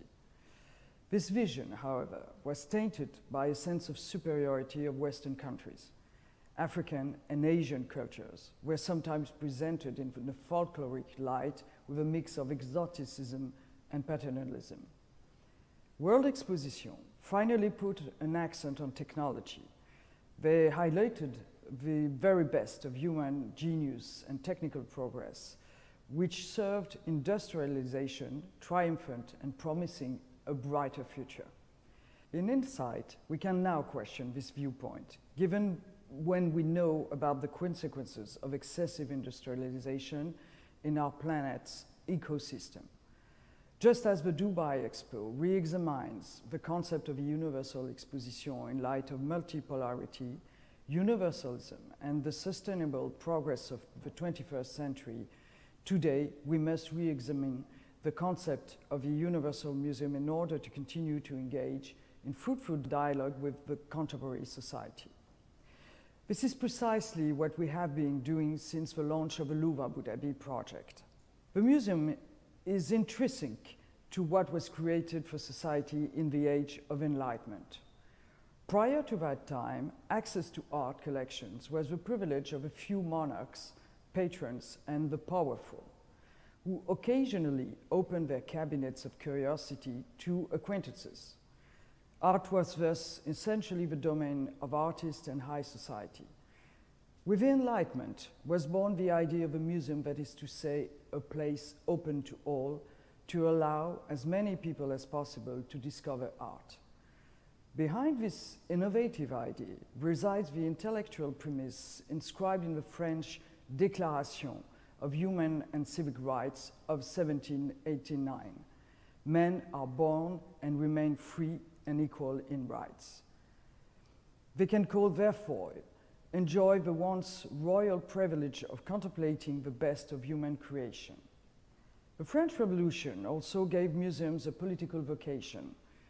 A museum is not only a place of aesthetic wonder, it is also a place where we can learn to become a citizen by behind confronting the world history and otherness. Of course, between this ideal and reality, there have been setbacks and some adjustments remain necessary. It suffices to read the passage of Émile Zola's L'Assommoir, when Gervaise, a young Parisian from a working-class background, improvises a meandering visit of the Louvre to see that even if museums were open to everyone in the 19th century, they did little to make themselves widely accessible, readable, understandable. But since the end of the 20th and beginning of the 21st centuries, significant progress have been made. At long last, museums made their visiting publics a major concern. Programs have been set up for children, people with disabilities, students, families, mediation, and signage have emerged. The Louvre is also established in Lens and Abu Dhabi to reach out to new audiences. We have also embraced the digital age and now have nearly 10 million subscribers on our social networks. As a result of these developments, which I am giving only a general overview, the promise of opening the museum to all of society has never been so concrete and tangible. However, despite these advances, museums find themselves at a crossroads in their relationship to society. I would like to highlight 4 essential challenges that museums will have to meet. Cultural democratization is in relative failure. The conclusion drawn by the recent study, 50 Years of Cultural Practices in France, paints a bleak picture of fractured societies in their relationship to culture. Young people, employees, people living far from large urban centers are deserting museums, libraries, and opera houses. For culture professionals, the question of access to culture by publics which are too often excluded therefore remains a crucial one. Why, how, what, and especially with whom can we share and transmit this varied and diverse collection if the keys to cultural understanding are inaccessible to a large part of society? Another challenge, universalism is contested in reality as well as in principle. In reality, many citizens note that the universal promise of museum has not been kept, neither in their public, since the majority of society does not go to museum, nor in their collections. Where, for example, are feminine artists? In the Louvre's departments of painting, only 25 women are referenced out of some 3,600 artists. How can museums claim universalism when entire sections of societies are not represented in their collections or publics? Moreover, the principle of universalism is contested. A major debate has opened up regarding the question of provenance, with a background issue. Should an artwork be presented outside its country of origin and original context? Is the future in national or universal museums? These issues, which place museums, and in particular the Louvre, at the heart of many societal questions, do not signify, in my opinion, the end of museums or the particularly unique model of a Louvre. On the contrary, they are revived with new requirements, new ambitions and means, the generosity of a public service mission, the beauty of an educational dimension, the pleasure of curiosity, the appeal to the imagination and to creation. They must be carried out by museum in a newfound balance between discourse and programming choices. This is my plan for the Louvre. Third challenge, digital technology promotes new practices of cultural consumption. The rise of digital technology, which is all image, virtual and instantaneous, should concern us all, even though a museum naturally is on the side of physicality and the long term. If we completely reject digital technology, younger generation will most likely desert us. Reconciling physicality and virtuality, this is a vast, ambitious project we face today. Finally, public opinion expects museums to be exemplary. In the collective imaginations, museums, those places of timeless beauty, must more than other institutions preserve their image and position themselves at the forefront of ethics. This implies refusing partnerships or sponsorship that might be questionable while supporting causes that mobilize society, such as sustainable development. If we do not meet these 4 challenges, democratization, universalism, digital technology, and exemplarity, our link with society will be dangerously weakened. To paraphrase the great French poet and writer Paul Valéry, I believe that museums are like civilizations are mortal. It is up to us to do everything in our power to avoid this prospect.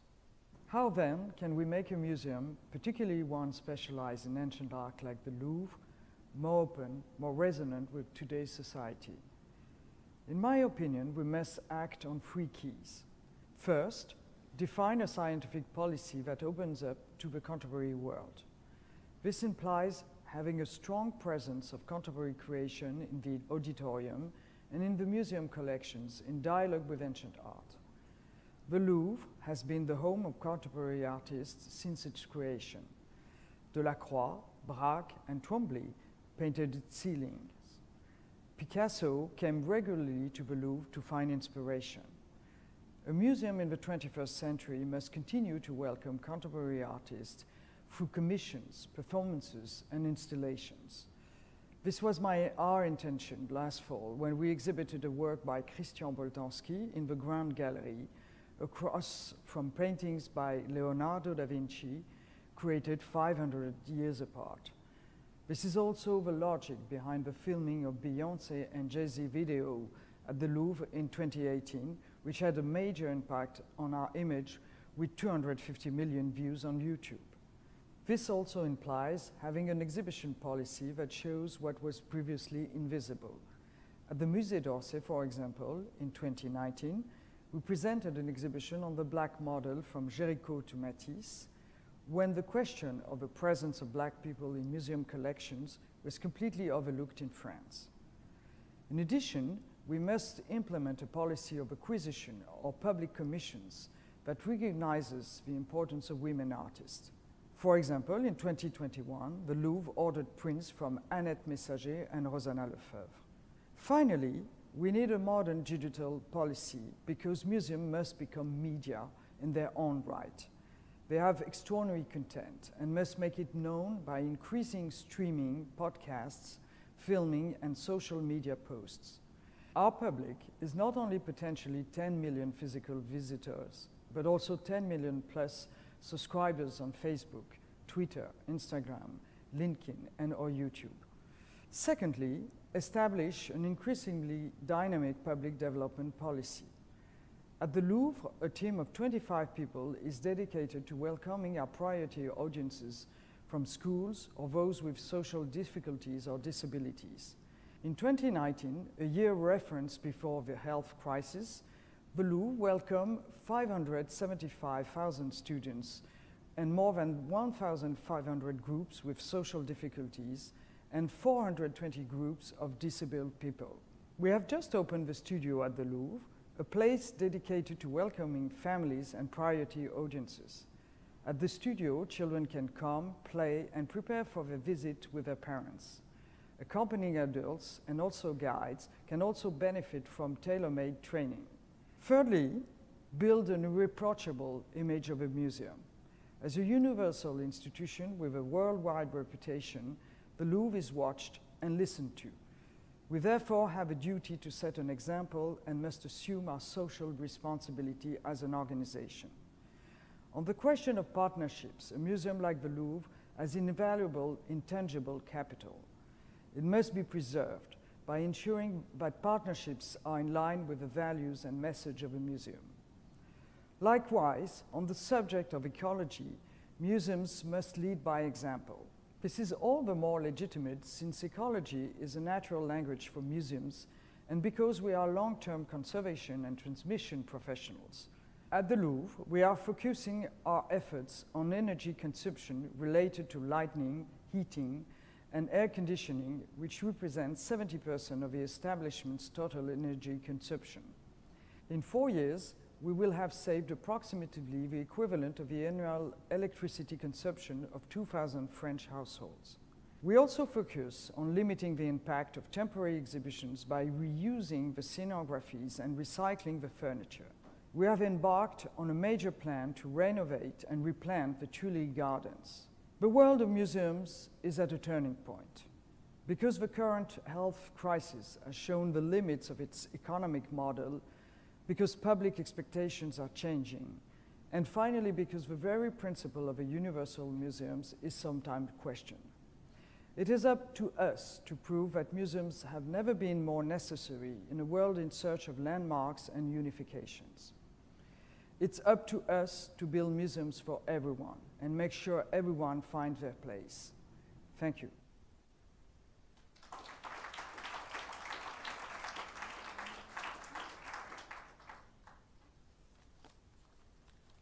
Thank you, Madame la Présidente, for this fascinating insight on the needs of museums to make society more at home in them. And it perfectly introduced a second round table entitled Serving a Message, Place of University, Place of Diversity. And I invited the panelists to join me on the scene, if it's possible. Thank you. The discussion will be moderated by Pape Ndiaye. Pape is the General Director of the Palais de la Porte Dorée, housing the French National Museum of History of Immigration in Paris. Thank you all being here, and thank you, Pape, for moderating the discussion.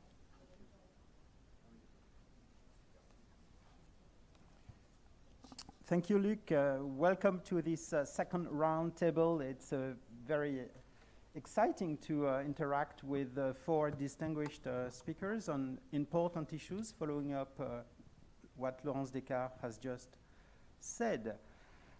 The title of the roundtable is Serving a Message, a Place of Universality and a Place of Diversity. So we'll have the four speakers, and we'll make sure that at the end of the roundtable, we have a few minutes left for opening the floor to questions, including questions that may be addressed to the speakers of the first roundtable. So we'll have a mic circulating in the room so that everyone can talk a bit, not so long possibly, but we'll have some time, as I said.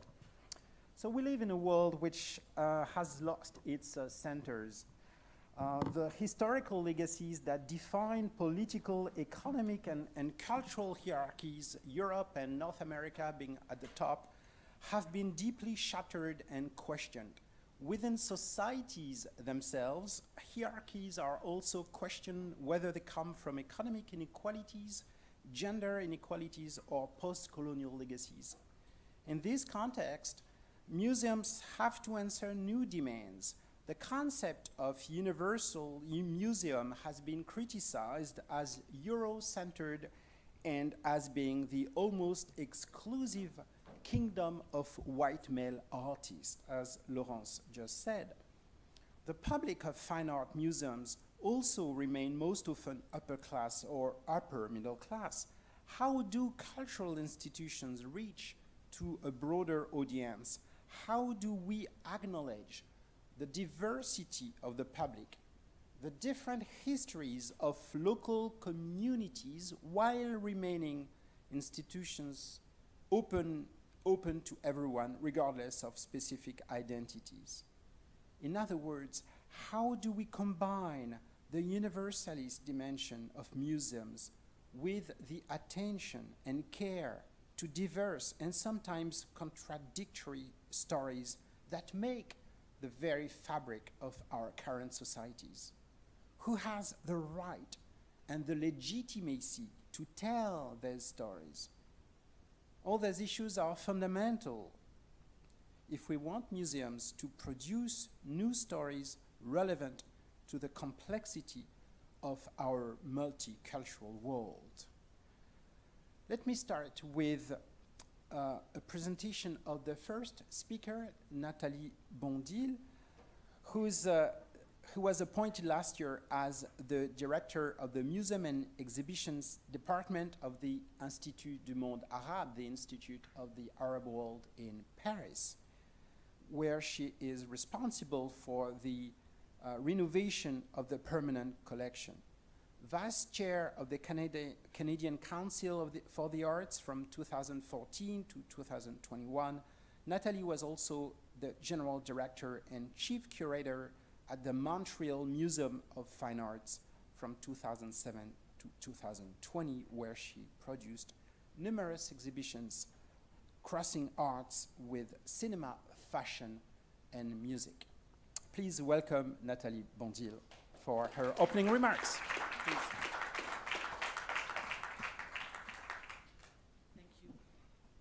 Thank you, Pape. Okay, I'll try to be brief because we need to dialogue.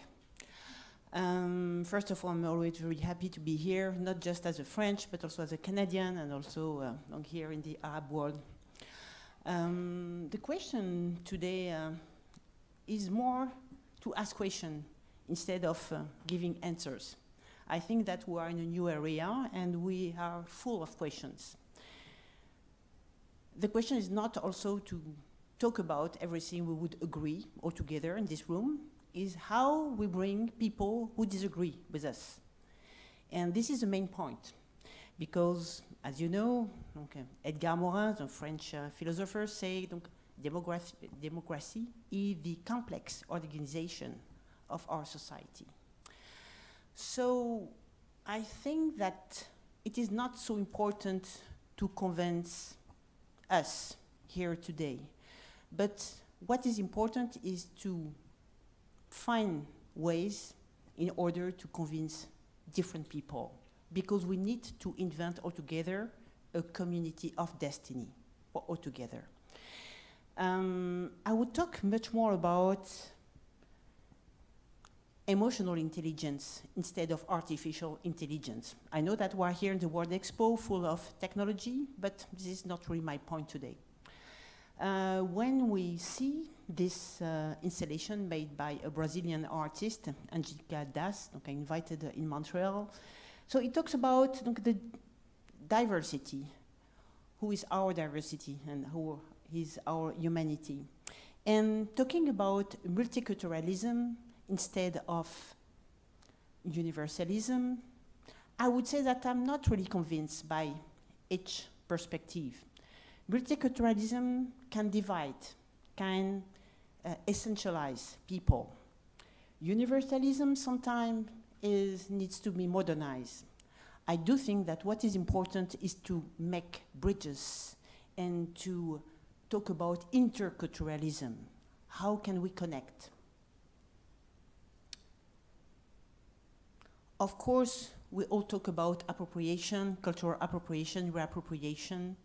And I do agree with Laurence Descartes when she says that we need to create those dialogues between ancient art and new art. For example, here the Brooklyn Museum made this encounter between Kinder Riley and the famous David.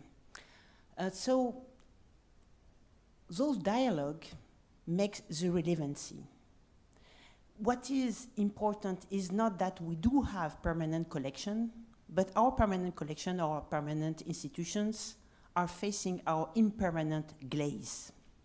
What we're talking about today will be very different in a decade, I'm sure. So we should be very modest in terms of our morality and our values. I like very much this cartoon coming from the New Yorker. Now we're leaving the whole of stuff we stole from other cultures and entering the whole of stuff we paid too much for. Very fun. But in fact, it's rather true. With the wokeism right now, with the cancel culture, there is this anger in so many societies. And I would say that I much prefer to talk about context culture instead of cancel culture. There is no point to cancel, but there is a true point to tell things, to give the narrative, to give the context, to educate, to exchange.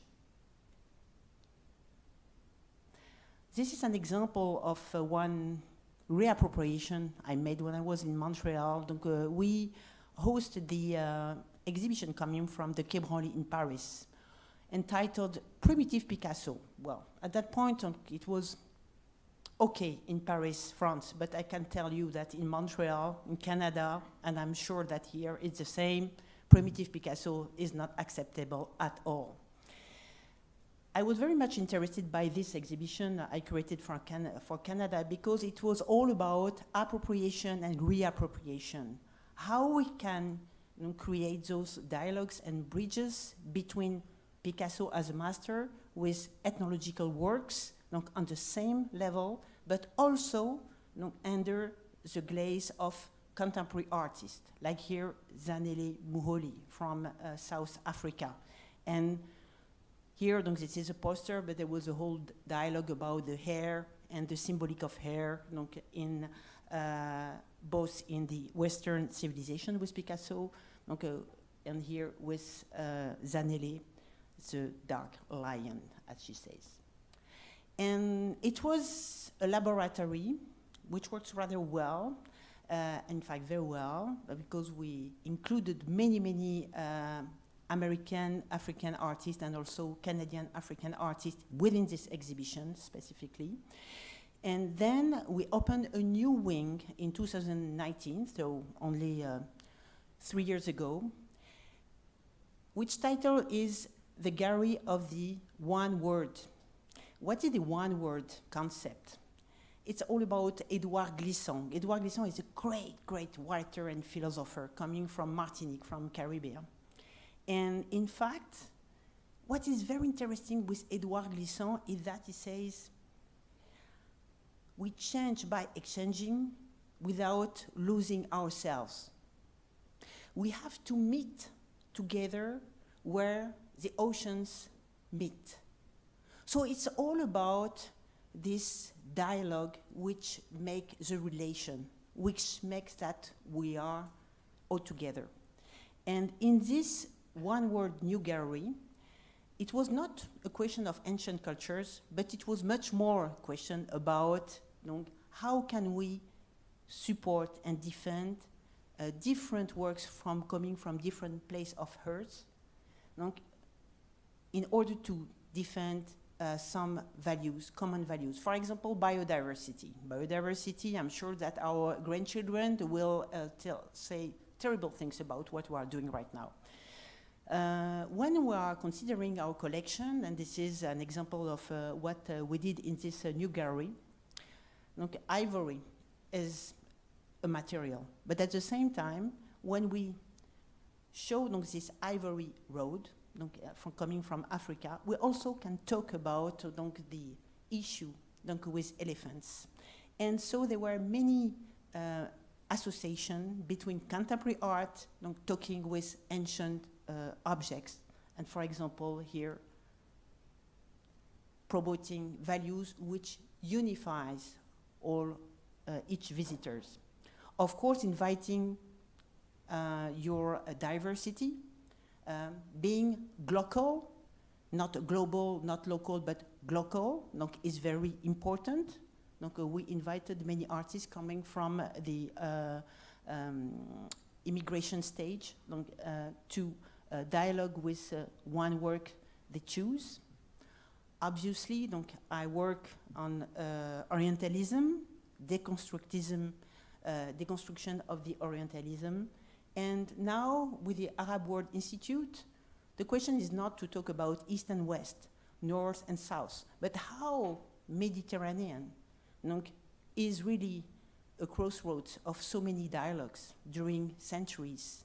In fact, Mediterranean, if you think about the origin of this word, is the sea surrounded by lands. And this is how we can communicate all together.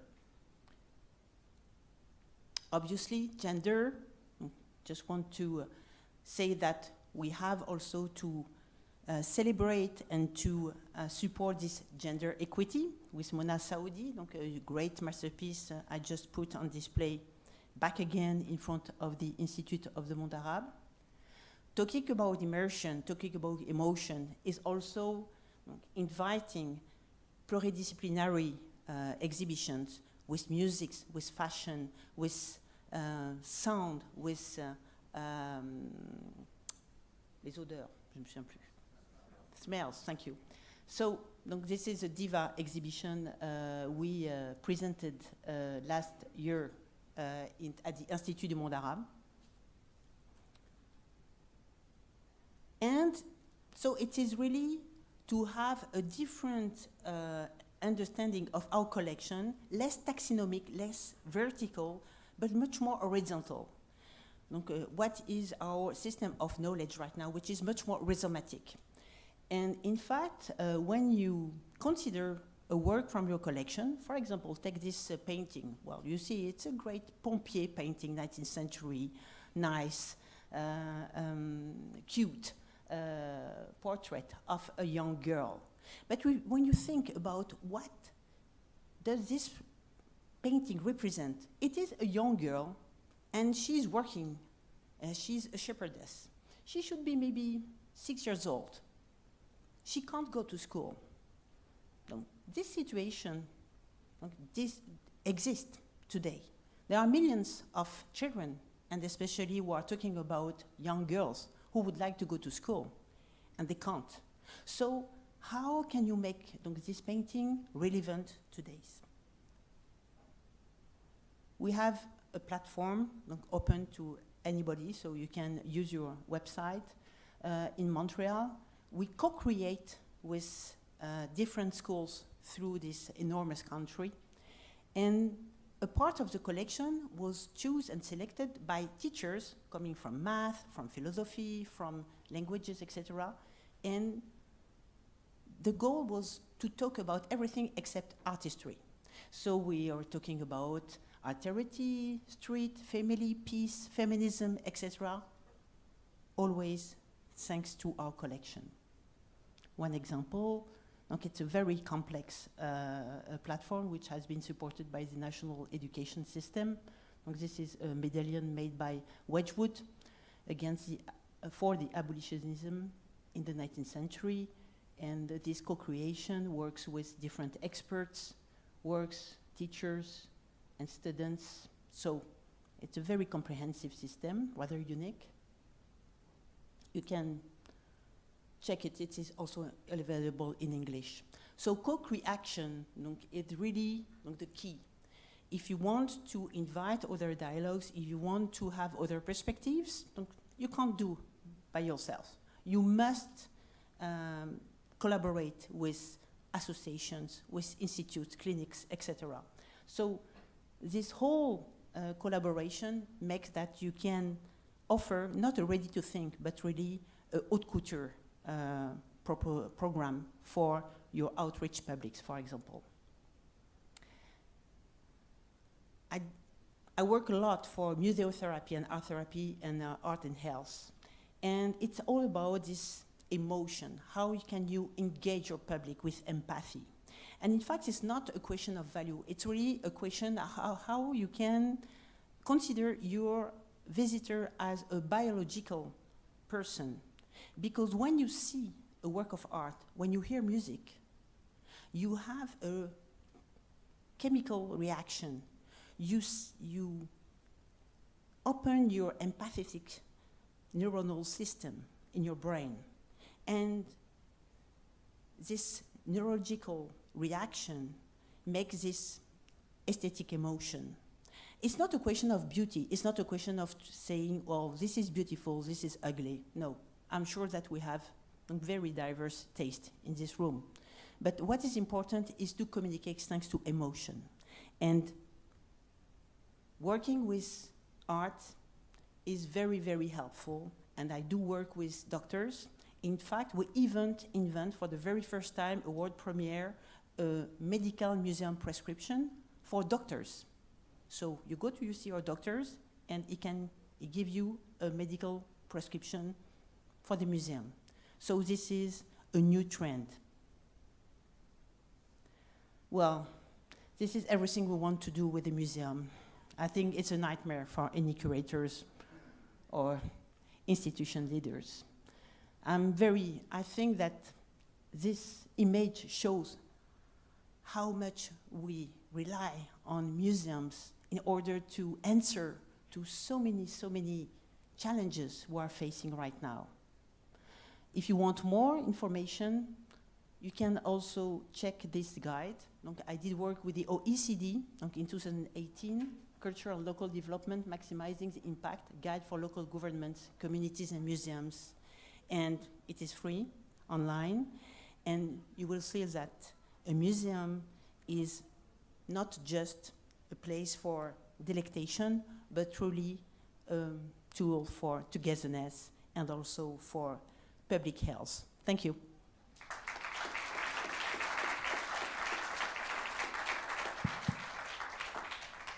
Thank you very much, Nathalie. Our next speaker is Katrina Sedgwick, who is joining us live from Melbourne, Australia. Great, it seems to be working. Katrina is the director and CEO of the Australian Centre for the Moving Image, ACME. She's been the CEO of ACME since 2015. Her previous roles include head of arts for the national broadcaster ABC TV, as well as the founding director CEO of the Adelaide Film Festival. Katrina, great to see you on the screen. I wish you could be here, but we are just looking forward to listening to you. Please, the floor is yours. Thank you. I'm going to request control.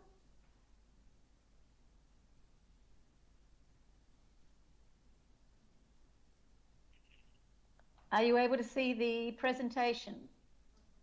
Not yet.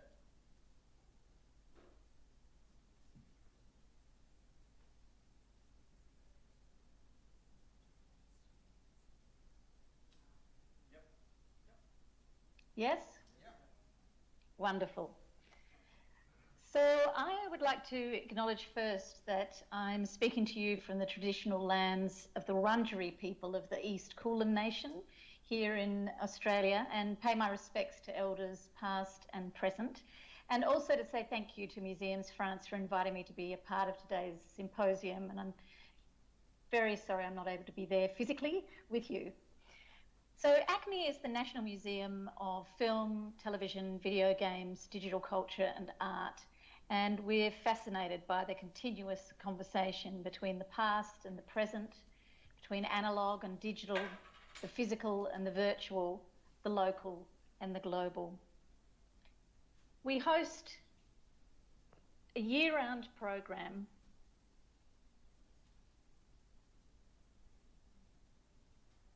I'm hoping my slides are moving.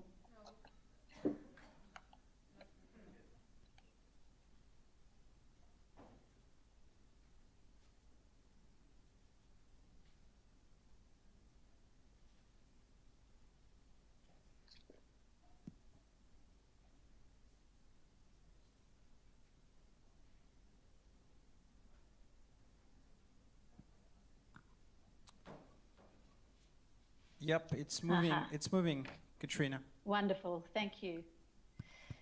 So we host a year-round program of exhibitions, screenings, education industry and public programs. We care for our time-based media collection, which has got about 250,000 items in it, and we tour our exhibitions around the world.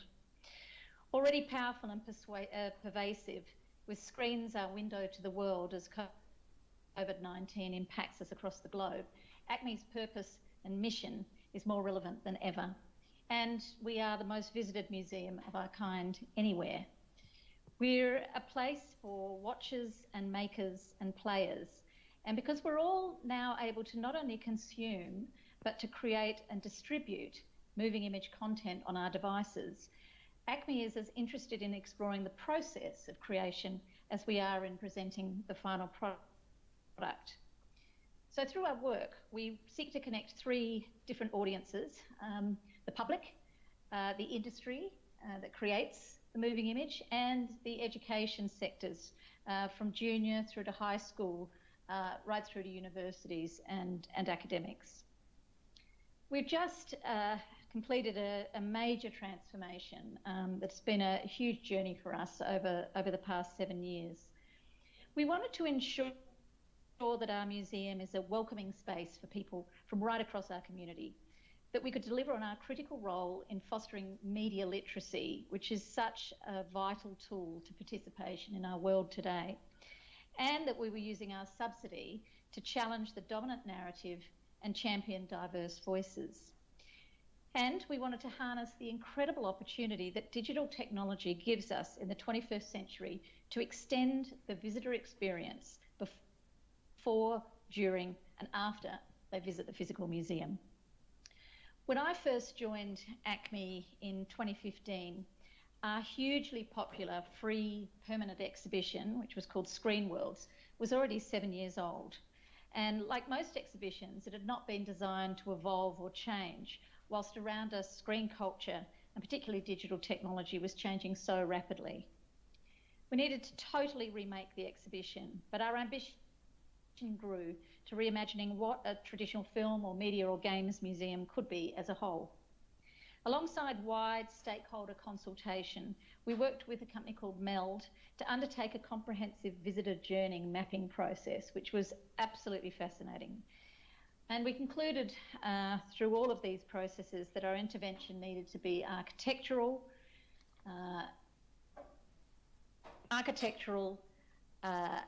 programmatic and technological, using the principles of co-design. And we secured $40 million for our renewal, which was delivered by a team of creative collaborators working with our expert ACME staff, including BKK architects and experienced designers, Second Story. We closed our museum in May 2019 to begin the capital works, but then in May 2020, COVID struck. Melbourne went into a very extended lockdown. We were in lockdown for over 6 months. And whilst the building was able to continue, we discovered that our audience had completely changed or adapted as they relied on their screens to connect to the outside world. And they embraced new cultural experiences online. And so our digital ambitions grew. We launched a taste of our new museum in October 2020 with a new brand identity and a really wonderful website.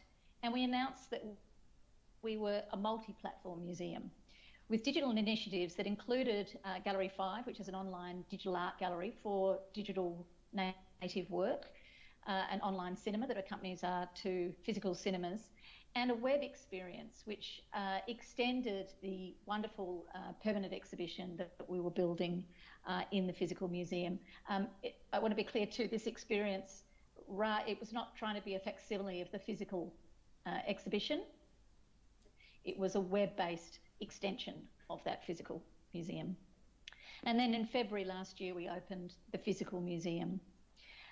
Our architects, BKK, have done a wonderful job in realising our vision to create a warm and inviting, connected and coherent experience that's got clear wayfinding across the 4 levels of our very vertical spaces, ensuring that ACME reads as a moving image museum and encourages visitors to explore, but also to dwell and spend time and to talk to each other. The Black Magic Design Media Preservation Lab, which is situated right in one of our foyer spaces, celebrates innovation in preservation, enabling our visitors to watch our collection being digitised and contemporary software-based artworks being preserved by our expert team. We've now got state-of-the-art education studios for lifelong learning and inviting retail and restaurant spaces. But alongside all of this, we built a platform for interchangeable content and experiences that are designed to evolve as ACME and our communities change. Our free centrepiece exhibition is called The Story of the Moving Image. First People's culture and creativity through self-representation is at the heart of our story and was the starting point of our curatorial journey. In consultation with our Indigenous Advisory Group and First Nations curators, we commissioned Gunditjmara artist Vicky Cousins to create a multi-part, site-specific installation that opens and closes the exhibition, recognising that First Nations people have been telling stories in this country for 60,000 years. My name's Vicky Cousins and I'm a Kire Warong Gunditjmara woman from the Western Districts of Victoria. The name of the work is Yanmiar and it means I'm not sure if you can hear that video. The whole work is about where does moving image originate from, with shadows and light. And it comprises a 300 kilo acrylic I'll let it keep playing so you get to see the work. With figures who were set out in a formation in corroboree and ceremony, giving people the opportunity to perhaps see the world through our lens.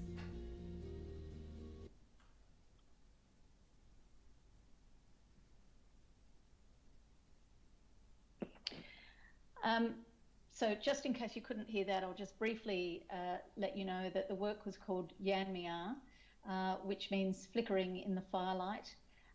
It has a whole lot of figures painted on the ceiling who are in corroboree and ceremony. They're painted up with ochre and they're reflecting the firelight on their bodies as they're telling stories and, you know, using those kind of building blocks of the moving image, shadow and light, to tell those stories for so many years. And then there's a huge lens that's been created that sort of is suspended underneath that so that you look through the lens through those First Nations eyes to those stories. And underneath that artwork, as visitors enter, they pick up a free single-use recyclable lens, which they can then use to collect everything that they're interested in the exhibition. And when they get home, they can access everything online. The lens is made of cardboard, and it's got an embedded NFC chip in it. We developed this lens with Second Story, and I'm hoping this will play for you. And then with Swinburne University's Centre for Design Innovation. So you use the lens to tap on electronic labels throughout the galleries. It enables you to collect objects and artworks, interviews, videos, and interactive experiences, including things that you've created yourself. It extends the visit into your home or school, giving you more to watch and play afterwards, and allows you to get recommendations for further watching and reading after you leave.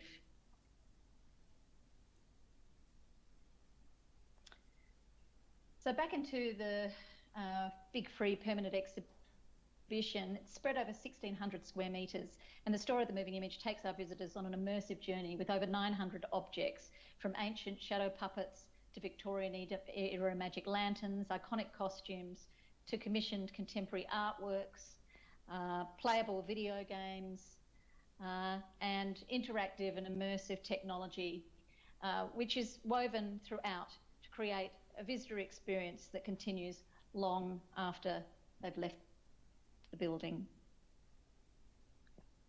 In this digital age, museums, their curators, and their human expertise are more important than ever. And we want a visit to ACME to make a difference to our visitors and to their choices. The Constellation, which is the penultimate experience in the story of the moving image, is a web of information that takes what people have collected on their lenses and connects them to a wealth of stories and ideas, created not through an algorithm, but by our team of humans. And then when you get home, it's all available to you on any device, wherever you are. This is all powered by the XOS. This is an experience operating system that we developed in-house. It's the software that powers the exhibition, and it connects our collections to the galleries and the website. It integrates visitor experiences right across every platform before, during and after a museum visit, enabling us to keep the conversation going with our visitors.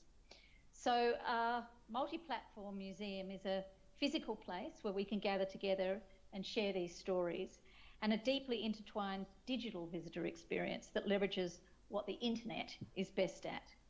So come and visit us. Thank you.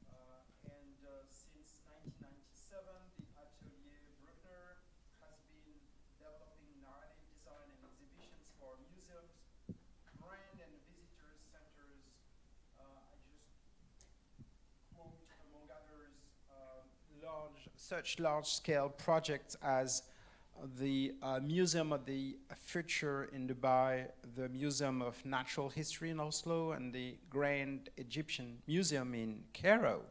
Thank you, Sharon. Thank you so much for being here. The floor is yours. Thank you. Thank you for the introduction. Maybe you can bring my presentation on the screen. Basically, my title I got was Dreams Coming True. And as a designer, I want to take the perspective, of course, of realizing and designing exhibitions, and also talking about sustainability in the experience of the exhibitions. Experience on content, on participation and authenticity. Let's see how this works. Okay. If we now narrow down our concept of a sustainable exhibition in connection with museums, then in exhibition design at the beginning of each project, we face, I think all of us, the same questions. The questions are how to convey information in new ways in order to support and understand the content better. I have to stand like that. How to enhance the aura of the artifact, how to connect people in a very, very different way, and how to make heritage museums remain relevant in a fast-changing world. Basically, I think we agree all that we do not want to end up like here on this image. We want to react with the architectural space. We want to engage the audience. We want to tell the stories behind amazing objects. We want to create a sustainable experience, an experience that stays in mind. All our concepts, designs, and projects are based on our philosophy, form follows content. We think that content is generating the idea. It is the concept which influences the complete spatial design and also all the decision making throughout the design process. It's a holistic integrative design process which interweaves the content with key messages, but also with the spatial design, with graphic, light, and media. We are usually starting with a strong connection between content and design. From this, we are developing the DNA of the experience, of the exhibition, of the museum, by understanding basically the briefing and the architectural space. These are the bases where we start from. We are developing from there the storytelling within a spatial parcours. We are interpreting the content within a design concept, and this leads us basically at the end from content and design to message within space. And in this very holistic way of thinking, in this circle of tension between space, content, and object, and the addressee, the visitor, user, and participant, we always try to put recipient in the center. The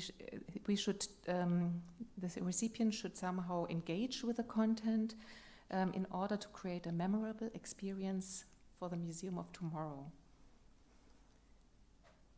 Sustainable experiences are defined for us by content and by space, as mentioned before.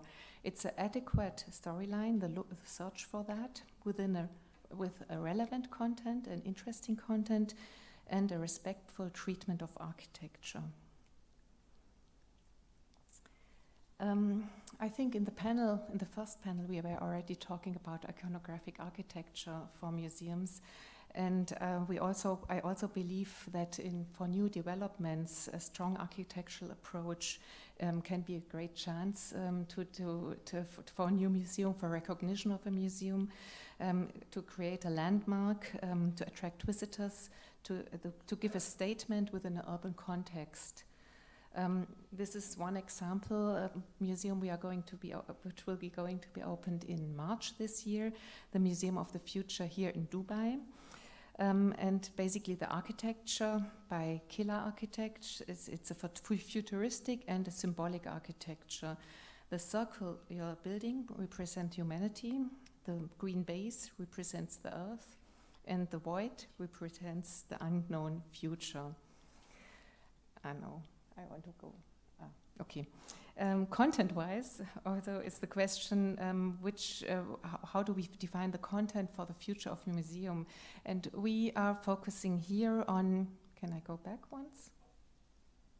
Yeah, we're focusing here on the questions which all people are concerned of. We are focusing on what we hope for, what we are, how we want to live, where we are going. We are from our very personal story to the very outer space. This is a story we are telling here.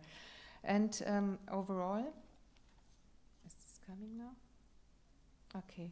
The exhibition is set as a journey up to the year of 2071. Each level has a very dedicated specific topic, and we are coming from the future of space travel and living in space. We are talking about climate change and ecology. We are talking about health, wellness, and spirituality. And also we are showcasing actual solutions. Each floor has a very strong spatial image. It's like a film set from the future. This film set can be inhabited by the visitors, can be explored, can be interacted with. These are settings and scenes. They are very immersive, but also expansive. They are designed to expand with the audience, but up to the point what is possible, what they can think what is possible for the world, for the future, and also for themselves. Skip. Overall, in this museum, we are creating visions for the future with the human in the center. We are not focusing on technology for solutions, but on society solutions, on the future of people living together and the way of living together. Also, sustainable experiences are defined for us by personal engagement and participation. A corresponding design that manages to convey precisely the content to the visitor in a very emotional and appealing way. Creating emotional access was our idea for the Haus der Berge, a national center in Berchtesgaden in the Alps in the very south of Germany.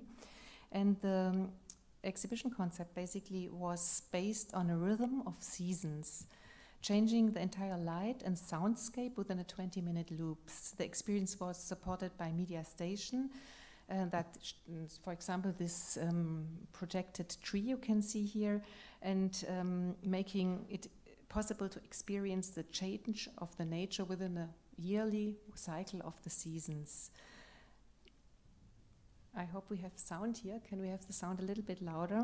A team of sound designers went in the nature out 1 year cycle and recorded and captured sound of the nature, animals and weather. Within the exhibition, we have developed this overall soundscape, which is consisting only of natural sound sources. It's a very unusual sound which we are not used anymore, but having composed sound. And this allows us to experience the details of nature very emotionally with all senses.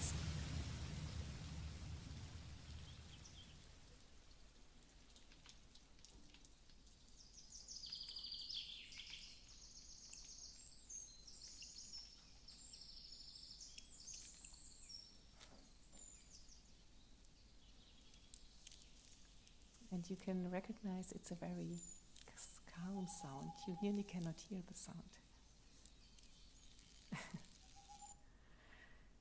Sustainable experience are defined also by memorable, authentic spaces, spatial installations created by objects or other highlight exhibitions. Basically, I want to talk about making object talk. The example is the National Maritime Museum in Amsterdam.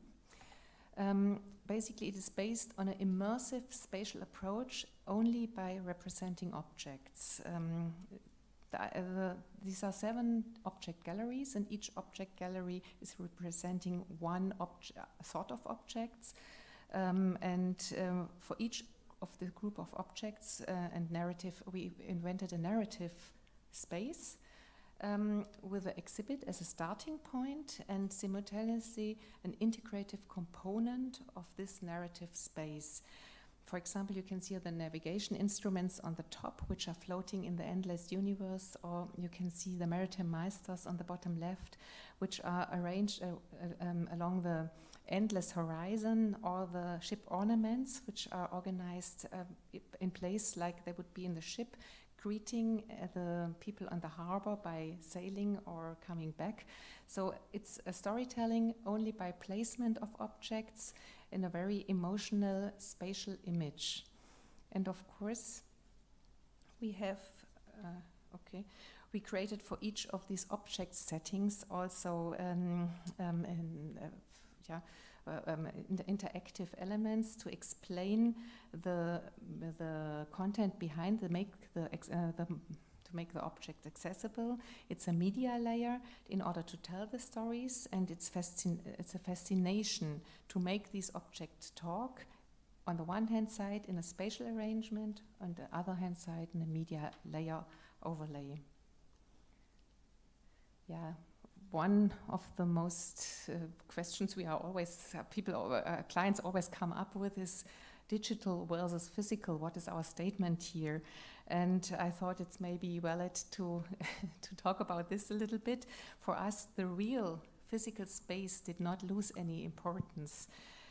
We design immersive content-driven spaces. Our exhibitions are physical experiences, which we perceive with all senses. I think you mentioned this before in your speech, as I remember. And I want to show two experiences or two exhibitions. The Grand Egyptian Museum is an example for a very physical, object-driven approach. The architecture you see is designed by Hennig and Peng. It's definitely also a landmark situated directly near the pyramids in this special form, and it's one of the largest developments at the moment. We are responsible for the piazza entrance area, the atrium, as well as the grand stairs and the Tutankhamun gallery for this exhibition. I'm happy to meet one of our colleagues here. We have been working together. And for the Tutankhamun exhibition, it's the first time that all objects found in the tomb together are on display. The exhibition is arranged like a procession of objects in two parallel storylines. The first path is the past of the life, telling the story about Tut as a person from his ancestors to the childhood, to the death and the burial.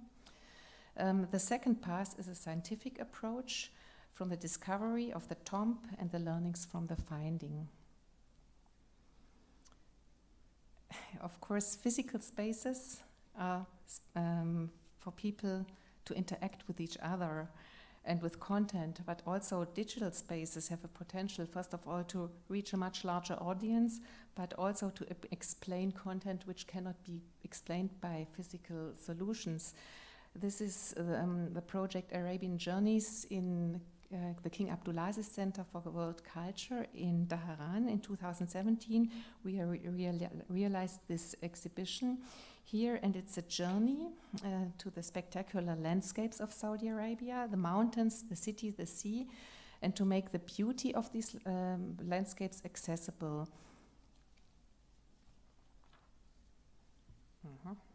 The visitor experiences an immersive environment and in themed spaces, the journey to areas which are not accessible for visitors, such as the mountain landscape in Saudi Arabia, or the experience of a day and night cycle in the desert, where the desert comes during the night completely alive. And these are experiences which cannot be conveyed without media overlay, and media we also always want to use for the sake of content, never for the sake of technology. Yeah, and from our understanding, it's the task to find the balance and to develop a holistic design, bonding real and virtual experiences. It's not a question of physical versus digital. It's to meet the overarching narrative to make a sustainable experience. And finally, constant reinvention. I think this should be something each future museum or museum of the tomorrow should look for. This has been in the past and in the future also integrative part of our personal life. We have to, in order to develop museums of tomorrow, we have to find new approaches and reinvent. We have to work interdisciplinary, intercultural, in a large team of different people. we have to somehow turn conventions upside down and look at the tasks and challenges from different perspectives, what I do every day in my yoga praxis. And we have to be very brave and try new things. Thank you very much.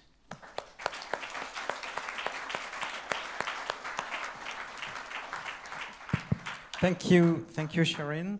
Now I leave the floor to Vincent Campredon, who is the director of the National Maritime Museum in France. Since 1983, Vincent has held various strategic positions within the French Navy.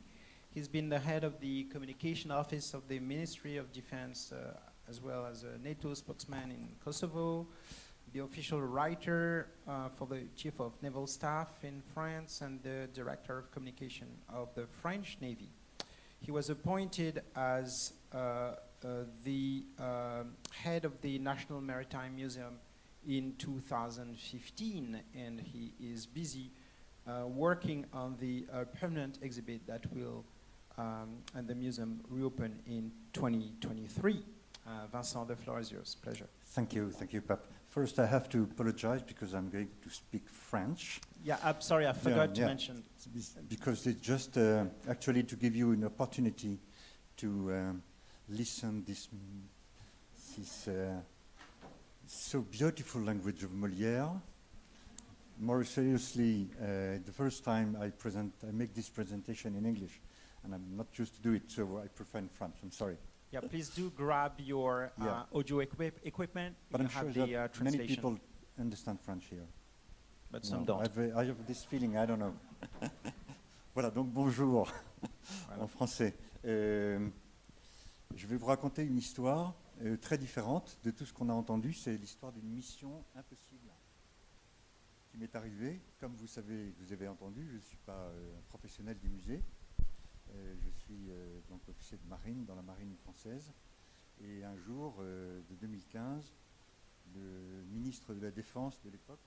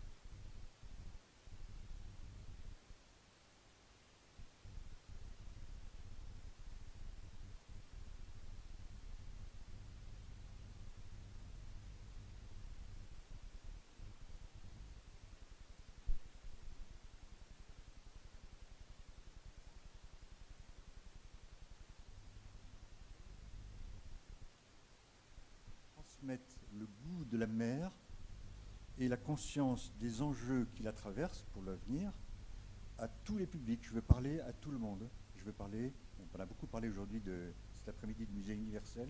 Voilà, faites-moi un musée universel qui parle de la mer pour tout le monde et particulièrement les jeunes générations. Donc, qu'est-ce qu'on fait dans ces cas-là? On dit merci, monsieur le ministre. Très bien, merci beaucoup, à bientôt. Je ne l'ai pas revu depuis 2015. Il a commencé par me donner un chèque quand même, donc c'était sympathique. Donc vraiment, je lui ai dit merci. C'était pas suffisant, mais c'était sympathique en tout cas de sa part. Ah oui, bah vous pouvez. Merci, monsieur l'ambassadeur. Et me voilà retrouvé devant une feuille blanche, tout seul, en me disant mais comment je vais faire pour transformer ce musée qui a toujours parlé depuis 250 ans de l'histoire de la marine française, la marine royale, puis la marine républicaine, puis la marine nationale. On l'appelle toujours en France la royale. Comment je vais faire pour parler d'avenir? Comment je vais faire pour parler des enjeux de demain, des enjeux économiques, des enjeux scientifiques, des enjeux climatiques, des enjeux écologiques? Alors, des enjeux militaires et stratégiques, c'était un peu plus facile. Des enjeux de toutes sortes, avec des œuvres, des objets qui ont toujours parlé de la marine. C'était le défi, je pense, un des plus grands défis conceptuels de ma carrière. et puis comment répondre aux attentes du public du XXIe siècle. On a parlé tout à l'heure. Of the 21st century's expectation. I have done a speech, and then I have started to work with what I know how to do. So I start to frame what I have to do. So I have gathered some stakeholders to talk about the museum, Maritime Museum on French. And then we start to analyze, and then we start to talk about the collection first, because here we didn't talk a lot about the collection. For me, it was a response. The solution was a no. So I had some objects, the most beautiful in the world. So as we have the second oldest maritime museum in the world, so how to do to talk, to transmit all this mission from a military mission, and then give the taste of the sea to the new generation. I'm in a vicious circle for now, so it didn't work. So the communication is to whom I talk in. So the approach is very interesting. So to target my public. So in 2015, so years after, I start to better communicate. So the public starts to be my obsession, because I want to transmit my ideas to the public.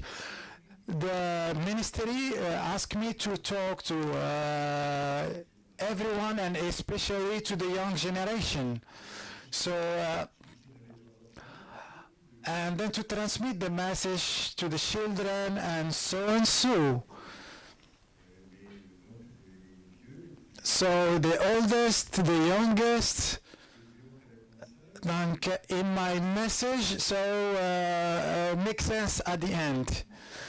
So what we have to say,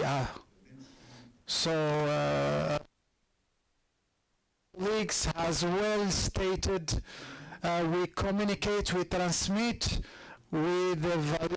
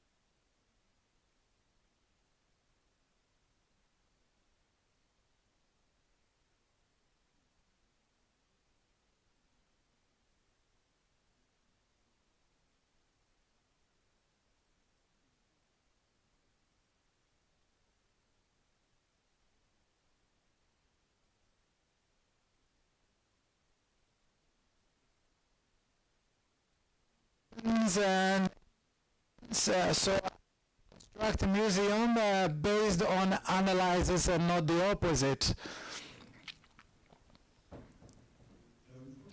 Donc, when we have the message, we need the engine. So I'm going to go toward a different dialectic. So talking about the present, I have some pieces from the past, and then we are here in the present, and then we need to construct something for the future. So I was communication director in the Navy, and then when you are in the Navy, the advantage, and you don't know what you have to do every day is something new. and then 15 years ago we have less means of communication, and we need to do some effort. For example, in 14 July, how the boats has to tracks. So I would like to introduce the construction of the museum. So I'm using a digital dialectic. So for me to take the decision of the architecture vision, the organization of the Museum of Tomorrow. Can I have a future message using the past? So as my colleagues, the orators and the panel has said, we need to have this permanent dialectic to talk about the past, the present and the future. The deepness of the past give light to the future. So how to find the tool, the dynamic to attract all the public, as unfortunately we didn't convince everyone that the sea is the future. So we have to talk to everyone, I think, to reach maximum of people. So I use this engine of communication. So 1.5 years after, I said to myself what I want. So I know more or less how I have to do, but I was able to define what I want. And then starting from that, I construct the museum. The object of my message is my ambition and my dynamic, and then what we saying since the morning. So we start all from a white paper. So a place of emotion, of curiosity, of knowledge through the history of the world, and it's as we're talking about legacy and the link between the art pieces and the artists. So this bridges between the earth and the sea. So 70% of the world is done by water. So a bridge between the past and the future. And then we will do in this museum storytelling. So we will tell some stories. So everyone has something in his culture, in his country. So we have some people who work in the sea, and they have beautiful stories. And then we need to take these visitors and take them to tell us a story. A reference place where we can host everyone and open on all the world, so we can meet and interchange and exchange. So as Laurence has talked heartwarming about a human being, so and then talking about targeted who cover the lands and the seas. And then we're talking about transmitting and then shining, and then all this through a universal form. So the culture, the art, so it needs a part of us which is sensitive, and then we are a human being, so it has to be alive. And then a place where we can invite people to travel, so in the maritime, in the deepness of the water. With all of this, we construct a museum which make the synthesis of all what I said. So talking to everyone, and then reunited everyone, and we have invented a lot of something with a lot of doors. So we have doors, we have which will change every 5 years. We have, and then in alternation with thematical space, this journey will change considering the legacy of the past and the future. So we need to find a point where we can find our motivation, where we said from the beginning, for example, yes, the water is this, there's boats, there is in the water, there is archaeology, there is boats, so all attached to the sea. For the public, we need to have a touching point for them. And then, as I have talked about the present, so it's actuality space which will allow us to talk about the present. We have talked about cultural planning, dynamic, diverse, and then impressive misography, amazing architectural prospect.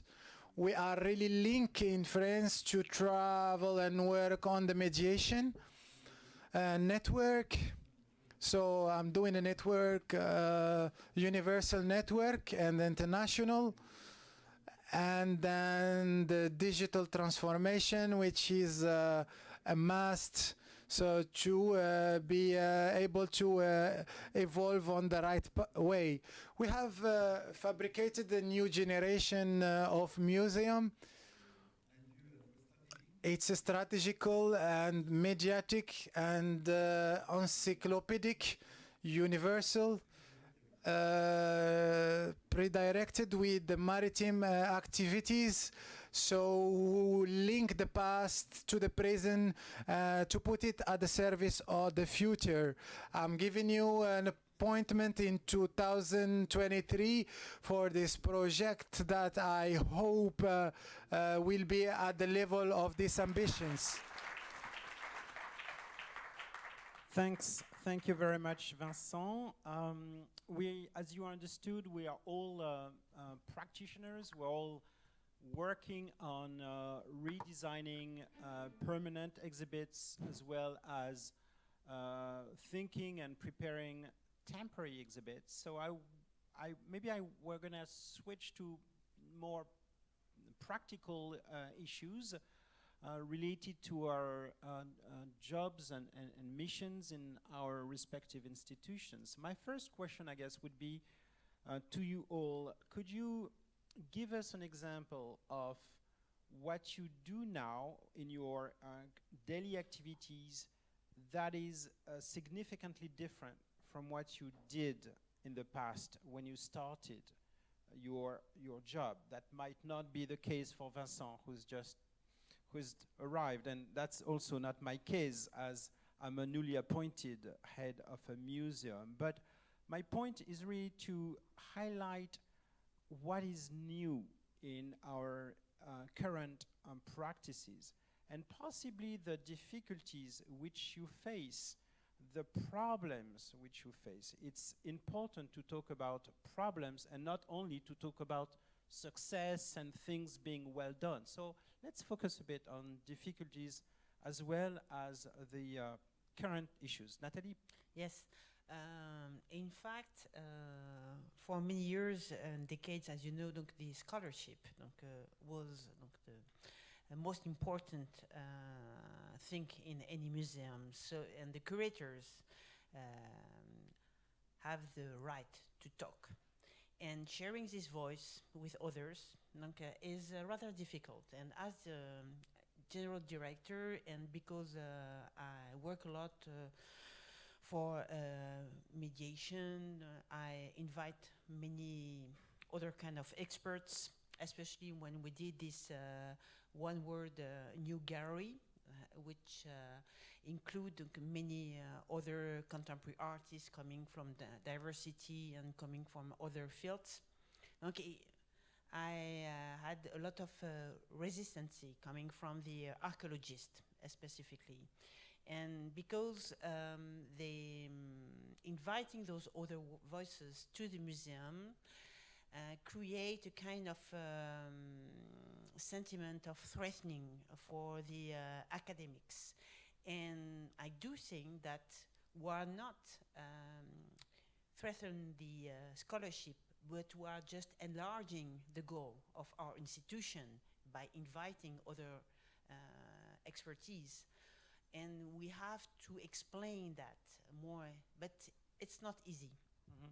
Yeah, that's a very good point. If I may jump on this example, I'm with my colleagues at the museum. We're preparing an exhibit on Asians, the Asian migration to France, mostly East Asia and Southeast Asia. And my idea is that it is impossible to prepare such an exhibit without the people themselves, without the French of Asian descent or Asian people living in France, the Chinese, the Vietnamese, and so on and so forth. So we've been inviting many associations to come to the museum and discuss with them and sign agreements so that these associations be involved into the preparation of the exhibit, which sounded like very normal and obvious to me, but it was not that obvious in the French context. In fact, it's a question of power. Yeah. Who talks in a museum? Who has the power to talk? Yeah, I think you mentioned this idea of working interdisciplinary in a very early stage. This is what, in our experience in the last 20 years, really changed. We are involved in projects at a very, very early stage. We don't have a briefing. We are looking together with scientists or museums people or stakeholders for formats to find formats and different usages and different program in order to define a new museum, in order to find something very open, where many different thoughts can somehow give their voice and contribute to. And I think this is a really change in the last, for us now, 20 years. Very interesting. Katrina, you want to say something about that? Yes, I think I really agree that partnerships are incredibly important to make sure that there are there's a genuine diversity of voice and perspective, at the same time as respecting the expertise of the staff. And I think that's a really difficult sort of balance that you've got to try and achieve. I mean, for us, one of the really big things that we've worked on in terms of the culture of our institution has been to embrace experimentation and risk, try things out and be prepared to fail. And that's a very difficult thing for an institution to do. People feel concerned that something's going to go wrong and they're going to get blamed. And it's not about blame, it's about trying something, and if it doesn't work, how do we learn from that? How do we iterate? And I think that's been a huge shift that we've made as an institution, so that now, you know, as we reopened in February last year, we agreed as the 250 people who work at ACME, we agreed that was day one, was the reopening. That's the first day. And from then you're looking for what is working, what is not working. You're constantly assessing and trying things out. You're not saying we've finished, you're saying we've begun. And I think that sort of philosophy is being applied right across our institution, particularly around, I mean, this is such a huge topic, but particularly around diversity and making sure that we have diversity not only in our programs, but in our staff and our audience. This constant iteration, experimentation, consultation, taking risks, sometimes failing, that's okay, but that constant challenge to explore and adapt and evolve, I think, is hugely important and a very difficult thing to embed in an institution. Katrina, could you give us a quick example of something that didn't work, a failure? I think it's important, and we learn a lot from things that don't work. Totally. Are you asking me? Yep. Sorry. Oh, well, I mean, there's so many. You know, I mean, from things like, I mean, when you undertake an entire sort of organisational transformation, as we have, we've had many. We've, you know, pathways through the institution, for example, and particular wayfinding and journeys through, wrong. We've had to completely redo them in some places where people just can't see big, wonderful sections of the exhibition or can't find particular spaces. That's something. Opening hours is another thing where we decided to experiment with opening hours and just did not work at all. It was a complete disaster. We set up a SWAT team who meet every single week and look at things that are going wrong, things that are breaking, you know, exhibition parts where people trip over them and all those sorts of operational things. But then I think, you know, as we've tried to commit to ensuring that we are delivering a kind of a more balanced program, you know, one of the things that we did, which I think, you know, I have to take responsibility for, we did a restructure of our organisation, and as part of that we were trying to address the fact that, you know, when I joined the institution we had no First Nations staff, and when we began this project we employed 2 First Nations curators to work over the 3 years of the renewal and established an Indigenous advisory group, and out of that process those curators have kept working with us, and the Indigenous Advisory Group has now expanded to oversee the whole, or consult, right across the institution, which is terrific. And we plan to appoint, well, we have appointed another First Nations producer, and we were looking to appoint a 4th First Nations producer. And then what we realised is, well, that's fine, except when we talk about power, there's no First Nations person on the executive. So, you know, on one level, we're kind of doing the right thing in bringing in a number of First Nations people across the organisation, and there are other First Nations staff in other roles in the organisation. But in terms of what we put on, there was no one at that strategic table. Sure. That's a big mistake. And we're addressing that now and about to recruit for that, for a First Nations executive position. Thank you. Thank you, Katrina. You know, thank you. Maybe Vincent, and we'll get back to that actually. So, again in French, pour répondre à votre question des problèmes Pour répondre à la question des problèmes quotidiens, have 2 kind of difficulties, a professional one and then management one. Professional is to talk to everyone. How to adopt the scenography, the cultural promotion, the mediation to talk to all the publics. It's difficulties that we have on a daily basis.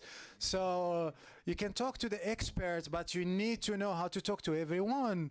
So we need to organize the way to talk to everyone. So when we have a low frequentation of the museum, we need to learn how to talk to everyone.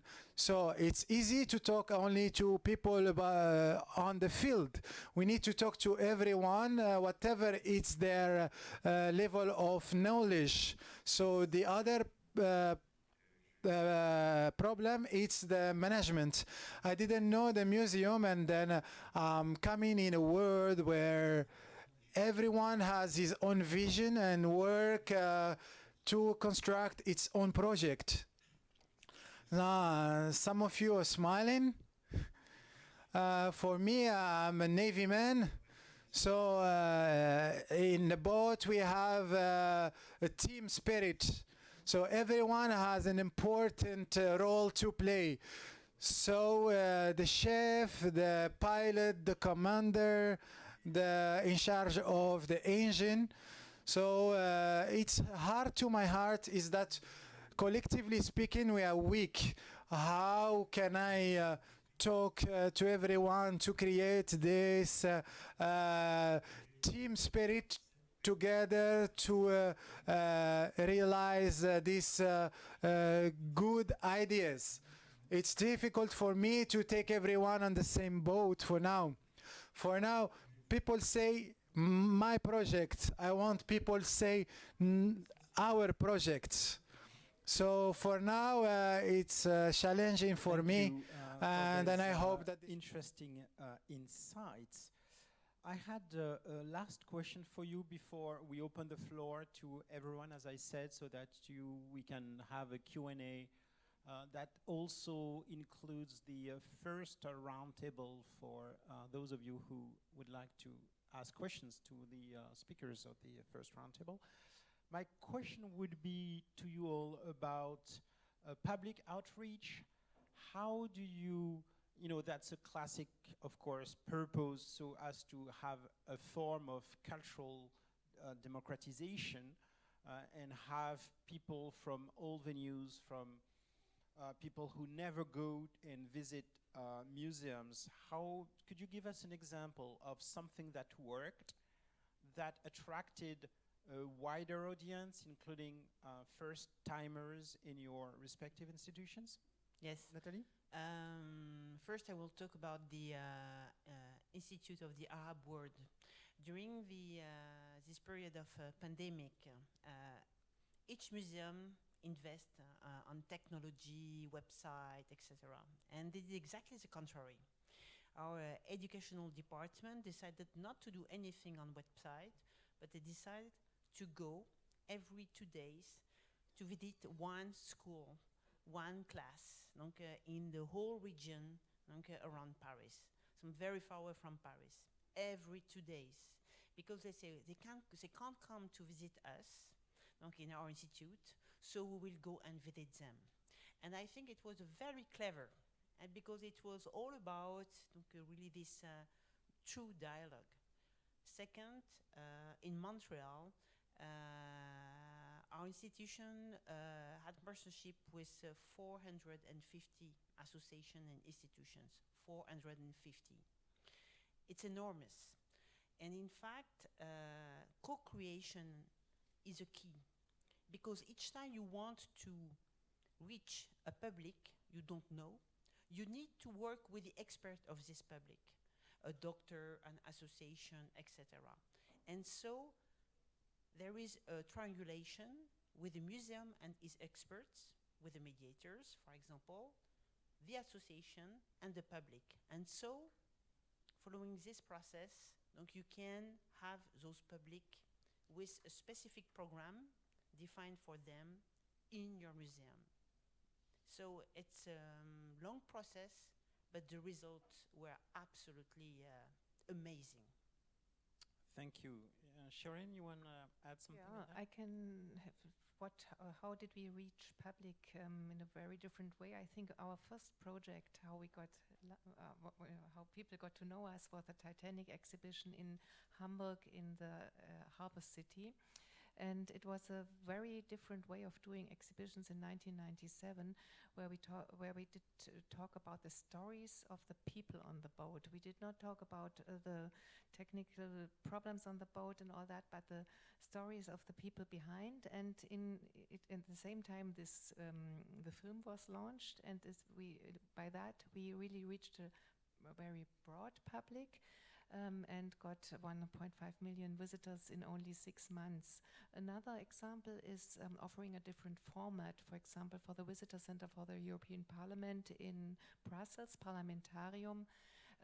We want to explain the process of doing the legal process in the parliament, of getting to result, basically, and we offer a role play game for school classes where they really can somehow play the complete process and understand how this works. And I think we reach a completely different target group by offering this special dedicated target group orientated offer. Super, thank you. Katrina, any insights you may have for us regarding the public outreach, and especially people who never come to visit museum, including yours? Yes, I think going to Natalie's point,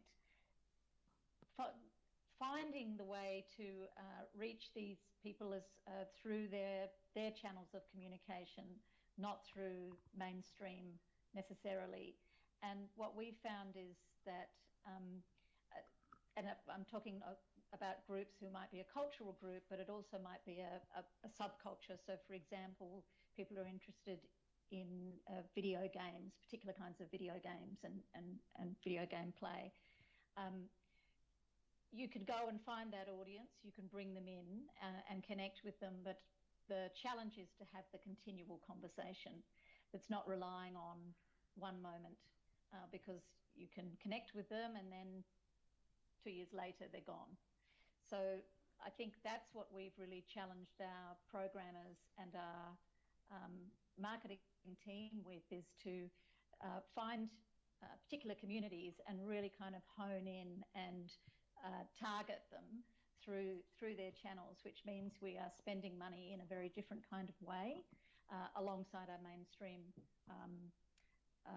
spend from a marketing perspective, and also ensuring that the program has consistently got content that will connect with it. So in Melbourne, for example, we have a very large diaspora from China and Southeast Asia, but China in particular, Korea, and also India.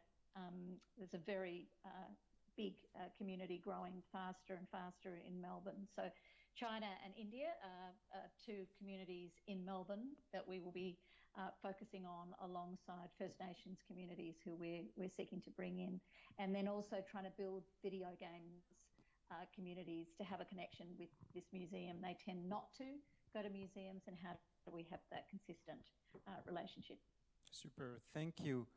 We still have a little time, and I think it'd be great if you, if we could open the floor. As I said, there is a mic circulating, so please do raise your hand if you have questions, insights, remarks to make to our current speakers or the previous speakers for the previous roundtable. And please, if you can say your name, that'd be super. Hello, hello. Yes, my name is Gwenelle Allen. I have a comment and a question. A comment about the future of museums. Beyond the discussion with the Korean example of an airport, there's been very little discussion of private and public cooperation, which it seems to me being a very large part of the fabric of the museums of tomorrow. And I was curious to see or to know if there are any examples of museums or experiences that exist on the market today that represent the vision that is being discussed around this table. Because having such examples, identifying them, and sharing them could help us all pave the way towards those creative, sustainable, innovative, and I was just wondering if that kind of list, map exists today. I would recommend the Mona in Hobart in Tasmania. Could you elaborate a bit? It's a private museum founded by a private person. And in fact, it is a museum which has completely re-verified Tasmania and Hobart, which was considered a little bit like, you know, lost place in Australia, especially for Melbourne and Sydney. And thanks to this new construction, this museum has been constructed directly in Hearth, it's a subterranean... Underground? Underground, thank you. And this guy made a complete fantasy following his own collection of ancient or world cultures objects with contemporary high-profile object.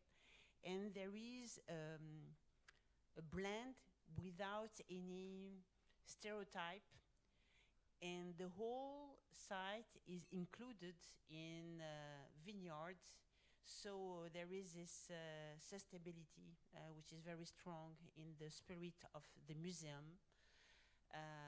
It's a very, very unique place. And I think that it is unique because the founder was totally free.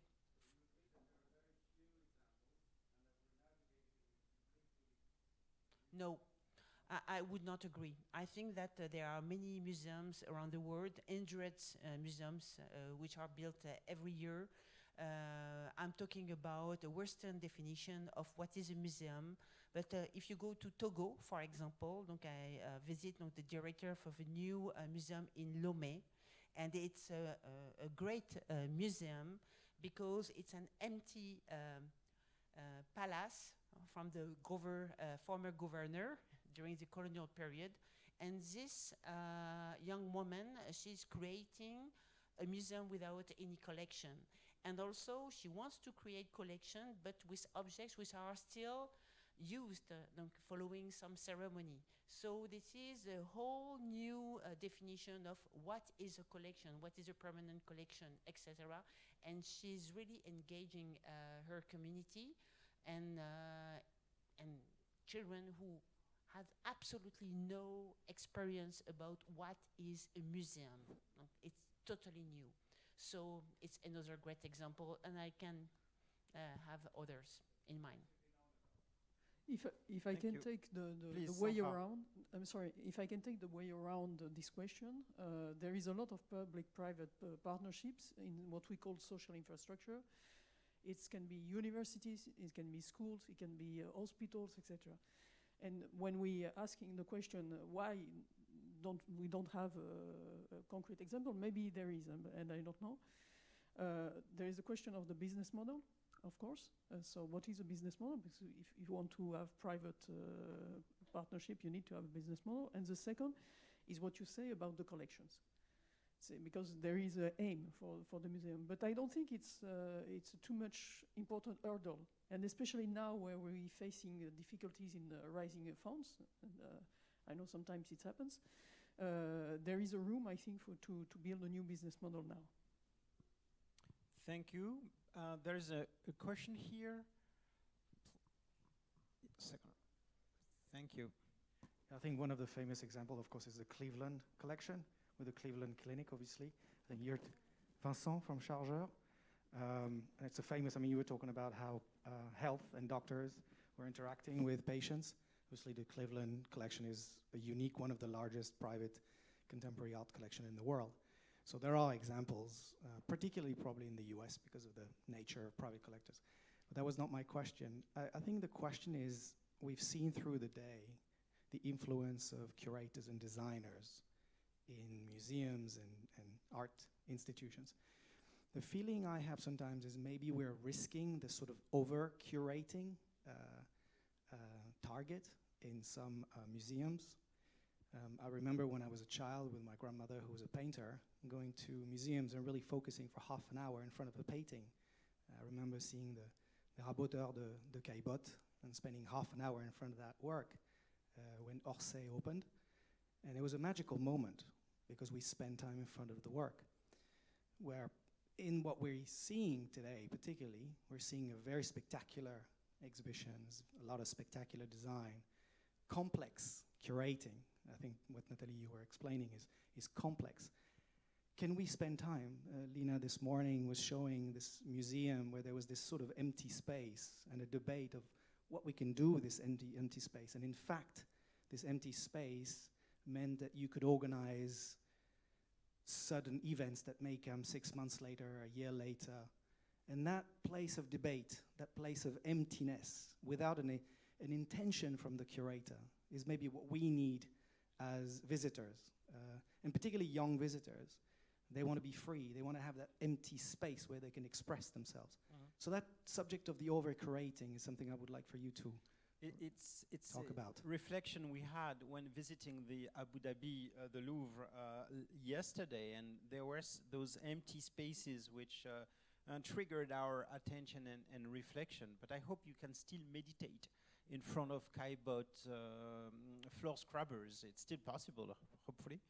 Maybe I think it's Shireen? a matter of dramaturgy within an architectural space with all the different offers in a museum and within an exhibition. And I think you are exactly right. There has to be free space for reflection, for the moment of just understanding what you saw and digest what you saw. But there have to be very tense and moments which attract people. And we also have to look at the subject of having different cultural backgrounds, and in each, I would say in the Arab environment or a Middle East environment like here, when we want to attract young people, we need more offer, I would say, and faster offer, and because they have a very small moment of attention, I would say, than in other cultural situations. So we have to react on that, I would say. I think that there is an overemphasis emphasized on curatorship right now. So it's this phenomenon comes from the contemporary art stage. It's rather different in other fields. Also, you should make a difference between the permanent collection and the temporary art exhibition. And so I think that we can't make this confusion, but it's true that we need to give spaces to mediators, educators, publics, etc., etc., because if not, we are in this temple, we are building for curatorship, and I think now it's really too much, this tarification. Thank you. Last question, quick question, Yes, Marc. I'm Marc Schwartz from Monet de Paris. I would like to come back to a comment that Laurence Descartes made during a keynote address. She mentioned democratization of culture, and she said that it was a failure. And actually, after years, or maybe one could say decades, of investing money in museums all around the world, it's always the same people who go to see museums. So I would like you maybe to comment on that, to have your view on that, and what to do to go instead against that. Do we have to make museums free? Do we have to do something else? Okay, which relates to my question about public outreach. Maybe just a quick, that could open the floor for hours of debate, but does someone want to just jump on Marc's point? Maybe Katrina, you want to say a word on this issue? For example, is a free museum the answer to having people come for the first time? I'm not sure. No, I'm not sure she got it. So maybe, okay, Nathalie, just a word? Democratization, I think that this is a work in progress. Year after year, decade after decade. We can't say that we are at the same point. Obviously, we need to do some progress, and in one decade we will do, because our institutions are in evolution. We are in a Darwinian process. So I do think that the Louvre and people who are visiting the Louvre right now are very different in comparison with those people 1 decade ago, 3 decades ago, etc. And this is a normal reflection, but it's endless. I don't think it's a matter of money, of paying for a museum. I think it's a matter of involving different possibilities to interact. We have a small museum in Stuttgart, and a city museum, and they have usually in summer they have this city on the river, and there's a possibility to do barbecue in front of the museum. People meet there, and then they are already in the museum. There's no, everybody goes also in the museum. So you offer something which people who are not used to go to a museum somehow like, and where they can somehow, it's a very low level of getting in and make it easy for them. I think this is much better than, I don't want to believe that it's a matter of an entrance ticket. Absolutely. Maybe just a word from Vincent, Yes, and then we wrap it up. Quelques mots. I have some words. It's not a money problem. It's not a money problem. I think it's a question. It's the price of entrance to the museum. So we need to organize some 3 days. Yeah, we have a lot of people, and then we have the intention of organize one time a month, a free entrance day. It's a form of democratization of the museum. A last word on this point, and then we wrap it up. Yes, I think that it comes down to the invitation. And going back to the point I made earlier, you know, how do you invite people into your museum? If you go through the usual mainstream channels, you will have the same audience. If you want to reach a different audience, you have to spend money differently. You have to take time to find those experts and those networks and those influencers who are going to bring communities who are not looking at the channels that we normally communicate in through the kind of white middle class sort of dominant culture that's certainly in Melbourne. And that it's a long-term commitment to change that audience.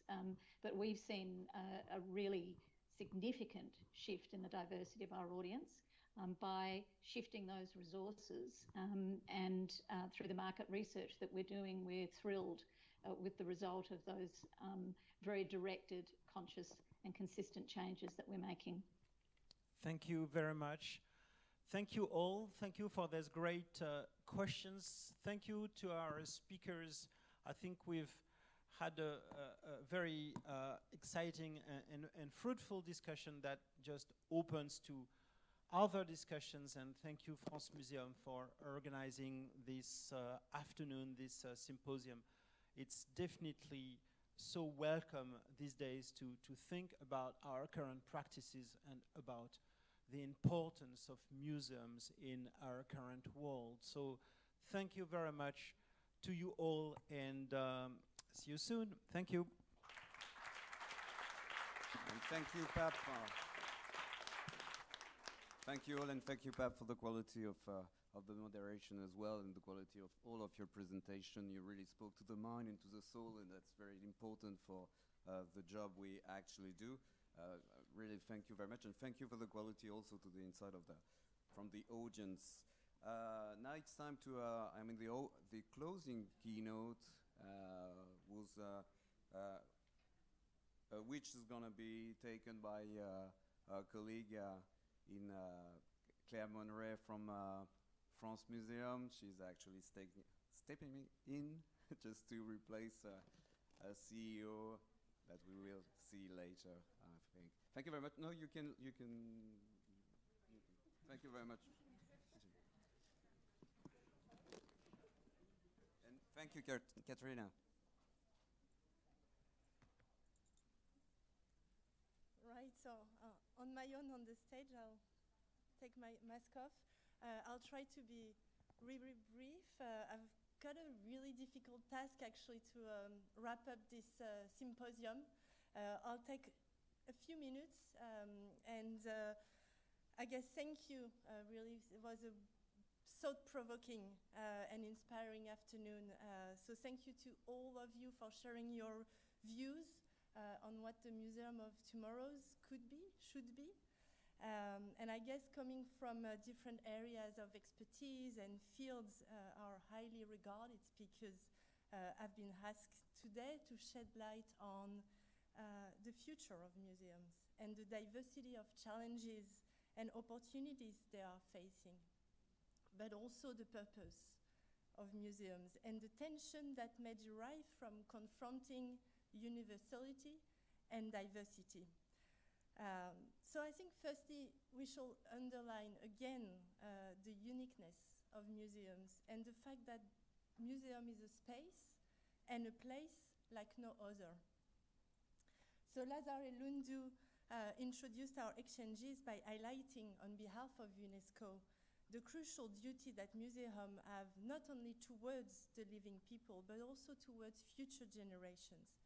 Museums are major actors of social and economic development. They are preserving the past to understand the present and prepare the future. His Excellency Mohammed Khalifa al-Mubarak made a clear strategic point. In an even more fragmented world, museums contribute to the betterment of local communities, but embrace the world. With people at the heart of cultural strategy and celebrating differences, museums defend values of tolerance, inclusion, and diversity, and they must work for all. And I think the chairman certainly shared a common view with Mr. Michel Miraillet on the importance of having a long-term vision and building long-term partnerships. Michel Miraillet noted that museums have diversified and amplified their roles and expertise, increasing their values on the international stage and strategic role in soft diplomacy. The logic of co-constructing and understanding partners' specificities and challenges is at the core of a fruitful cooperation. And as an expression of civilization and values, museums are a diplomatic tool in their capacity to foster mutual understanding. Lina Gottme indicated the importance of meaningful architecture to ensure the integration of museums within their territories and environments. As cultural and creative incubators, museums are not just building, but are initiator of imagination. An essential, extraordinary. I think that was your really poetical and strong words. Eventually, Mr. Kim disclosed the formidable project of introducing a museum within an airport, the museum outside the museum, in a way. And the parallel between airport and museum as places that connect people through space and time is incredibly inspiring, creating opportunities in unexpected places for the visitors to encounter artworks, may be one of the essential keys to defining the museum of the future. Sandra Lagumina wrapped up the panel and highlighted that museums must be fully connected to the challenges of our times to meet the global requirements of development that aims to be sustainable and integrated. Museums are an essential asset to build a better and more sustainable future for all. We were fortunate to hear about the great ambition of Laurence Descartes for the Musée du Louvre, and she highlighted the evolving role of museums within society and the fact that they are the heart of societal issues. As they face new challenges, multipolarity, excessive industrialization, sorry, it's a really long word, climate change, increased fragmentation within societies, many people are excluded from museums. So at a time when universalism is contested in reality and in principle, the museum have an opportunity to revive their role, their purpose, re-energize their meanings and their missions, stating that the ambition of universality should be considered as a way to improve dialogue and understanding between all people and all culture. She highlighted three keys strategic orientation. So firstly, defining scientific policy that opens up to the world, but also increasing dynamic public engagement policy, and finally to build an irreproachable image and insist fact that museum must lead by example. Which was, I guess, also the conclusion she made basically on the fact that we and museum must ensure that everyone are welcome within their walls, be them physical or digital, was a great transition for the second roundtable. And we started hearing from Nathalie Bandil, who challenged established notions and ways of thinking. She suggested that we invent together a community of destiny and proposes to talk about interculturalism, underlying the need to connect. Sharing her experience across continents, she noted the urge to think globally and to celebrate gender equity, to foster pluridisciplinarity, rethink our knowledge system in a rhizomatic and more collaborative way, reminding us that emotion and empathy are at the core of art, and museums are a place for togetherness and public health. Katrina Cedric from Melbourne presented us with the unique multi-platform museum. Her encompassing institution suggests keys to envisage museum in the 21st century. Not only a place where artifacts are displayed, but a hybrid concept invited artworks, performing arts, cinema. And with the objective to foster media literacy, innovative tools accompanied the visitor before, during, and after their visit. The museum also integrates the possibilities for displays to evolve, and finally intertwining the physical and the digital. Something that was at the very core of Shirin Bruckner's demonstration as well. And she shared her views through landmark concrete examples, with content generating the design and recipients being at the center of the approach. She interrogates the balance between the physical and the digital. With a holistic approach to design, she reminded us the importance to find that balance, to change perspective and invent new solutions that place content and visitor at the center to create meaningful and sustainable experiences. Finally, Vincent Campredon, who is a newcomer in the field of museum, and he was, as you've heard, an admiral in the French Navy.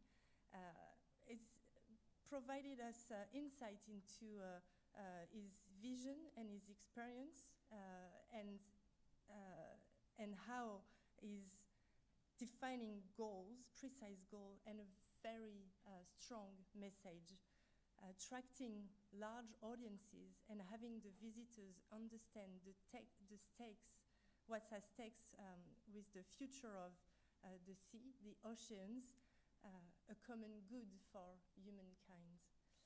And this comprehensive approach gave us an insight of how to proceed speedily and efficiently. So thanks, Pap. I can't see you, Pap Ndiaye, you're here, for also bringing your very own expertise as the director of the National Museum for Immigration, and the very specific challenge that you're facing in this institution, and embracing such a civilizational and political institution is obviously a delicate and highly difficult task. I guess your introductory words were also key to understand what we discussed today. And as the world has lost its center, museums and societies are facing new demands. And so you asked, and the panel responded to those questions of how do we acknowledge the diversity of audiences and a genuine diversity, and how do we combine universalist ambition, and at the same time, how do we care about the diversity of people and story that makes the very own fabric of our world. So, okay, so after such seminal idea, I'm not going to add anything. I will just share one quote that France Museum Chief Executive Officer Hervé Barbaret brought to my attention when preparing this symposium, and that in many ways encapsulates today's discussion. So the quote is from Peter Klaus Schusters, the former head of the State Museum of Berlin, who once said, and I quote, "The museum is designed first to delight and then to instruct. You can always instruct, but first of all, you have to delight. The museum is there for the visitors, for them to enjoy." The distinguished American art historian, curator, and critic William Rubin also said, "Museum is essentially a compromise." So the concept of museum we discussed today is linked to the glocal, and Nathalie very much underlined this as well, the local manifestation of a globalizing process. And indeed, museums contribute to an admirable goal, developing an awareness that humans belong to a universal community that had its roots in local cultures, but is not limited to them. So I guess set up to bring together French National Museum to work on the pioneering Louvre Abu Dhabi project, France Museum very much capitalizes on these unparalleled experiences, using its expertise and that it's of its partner network to run museum and heritage-related projects. The shortcomings of many museum projects are not due to lack of resources, ambition, or talent. They arise from a failure to ask questions, to define expectation, and to formulate goals. So the mission of France Museum is very much to help support those projects from concept to implementation. So thank you all very much today for today's discussion, your contribution, your participation, and I think we've got Hervé on the line for the final words before we actually meet on the terrace to have a drink. But I'll let Hervé.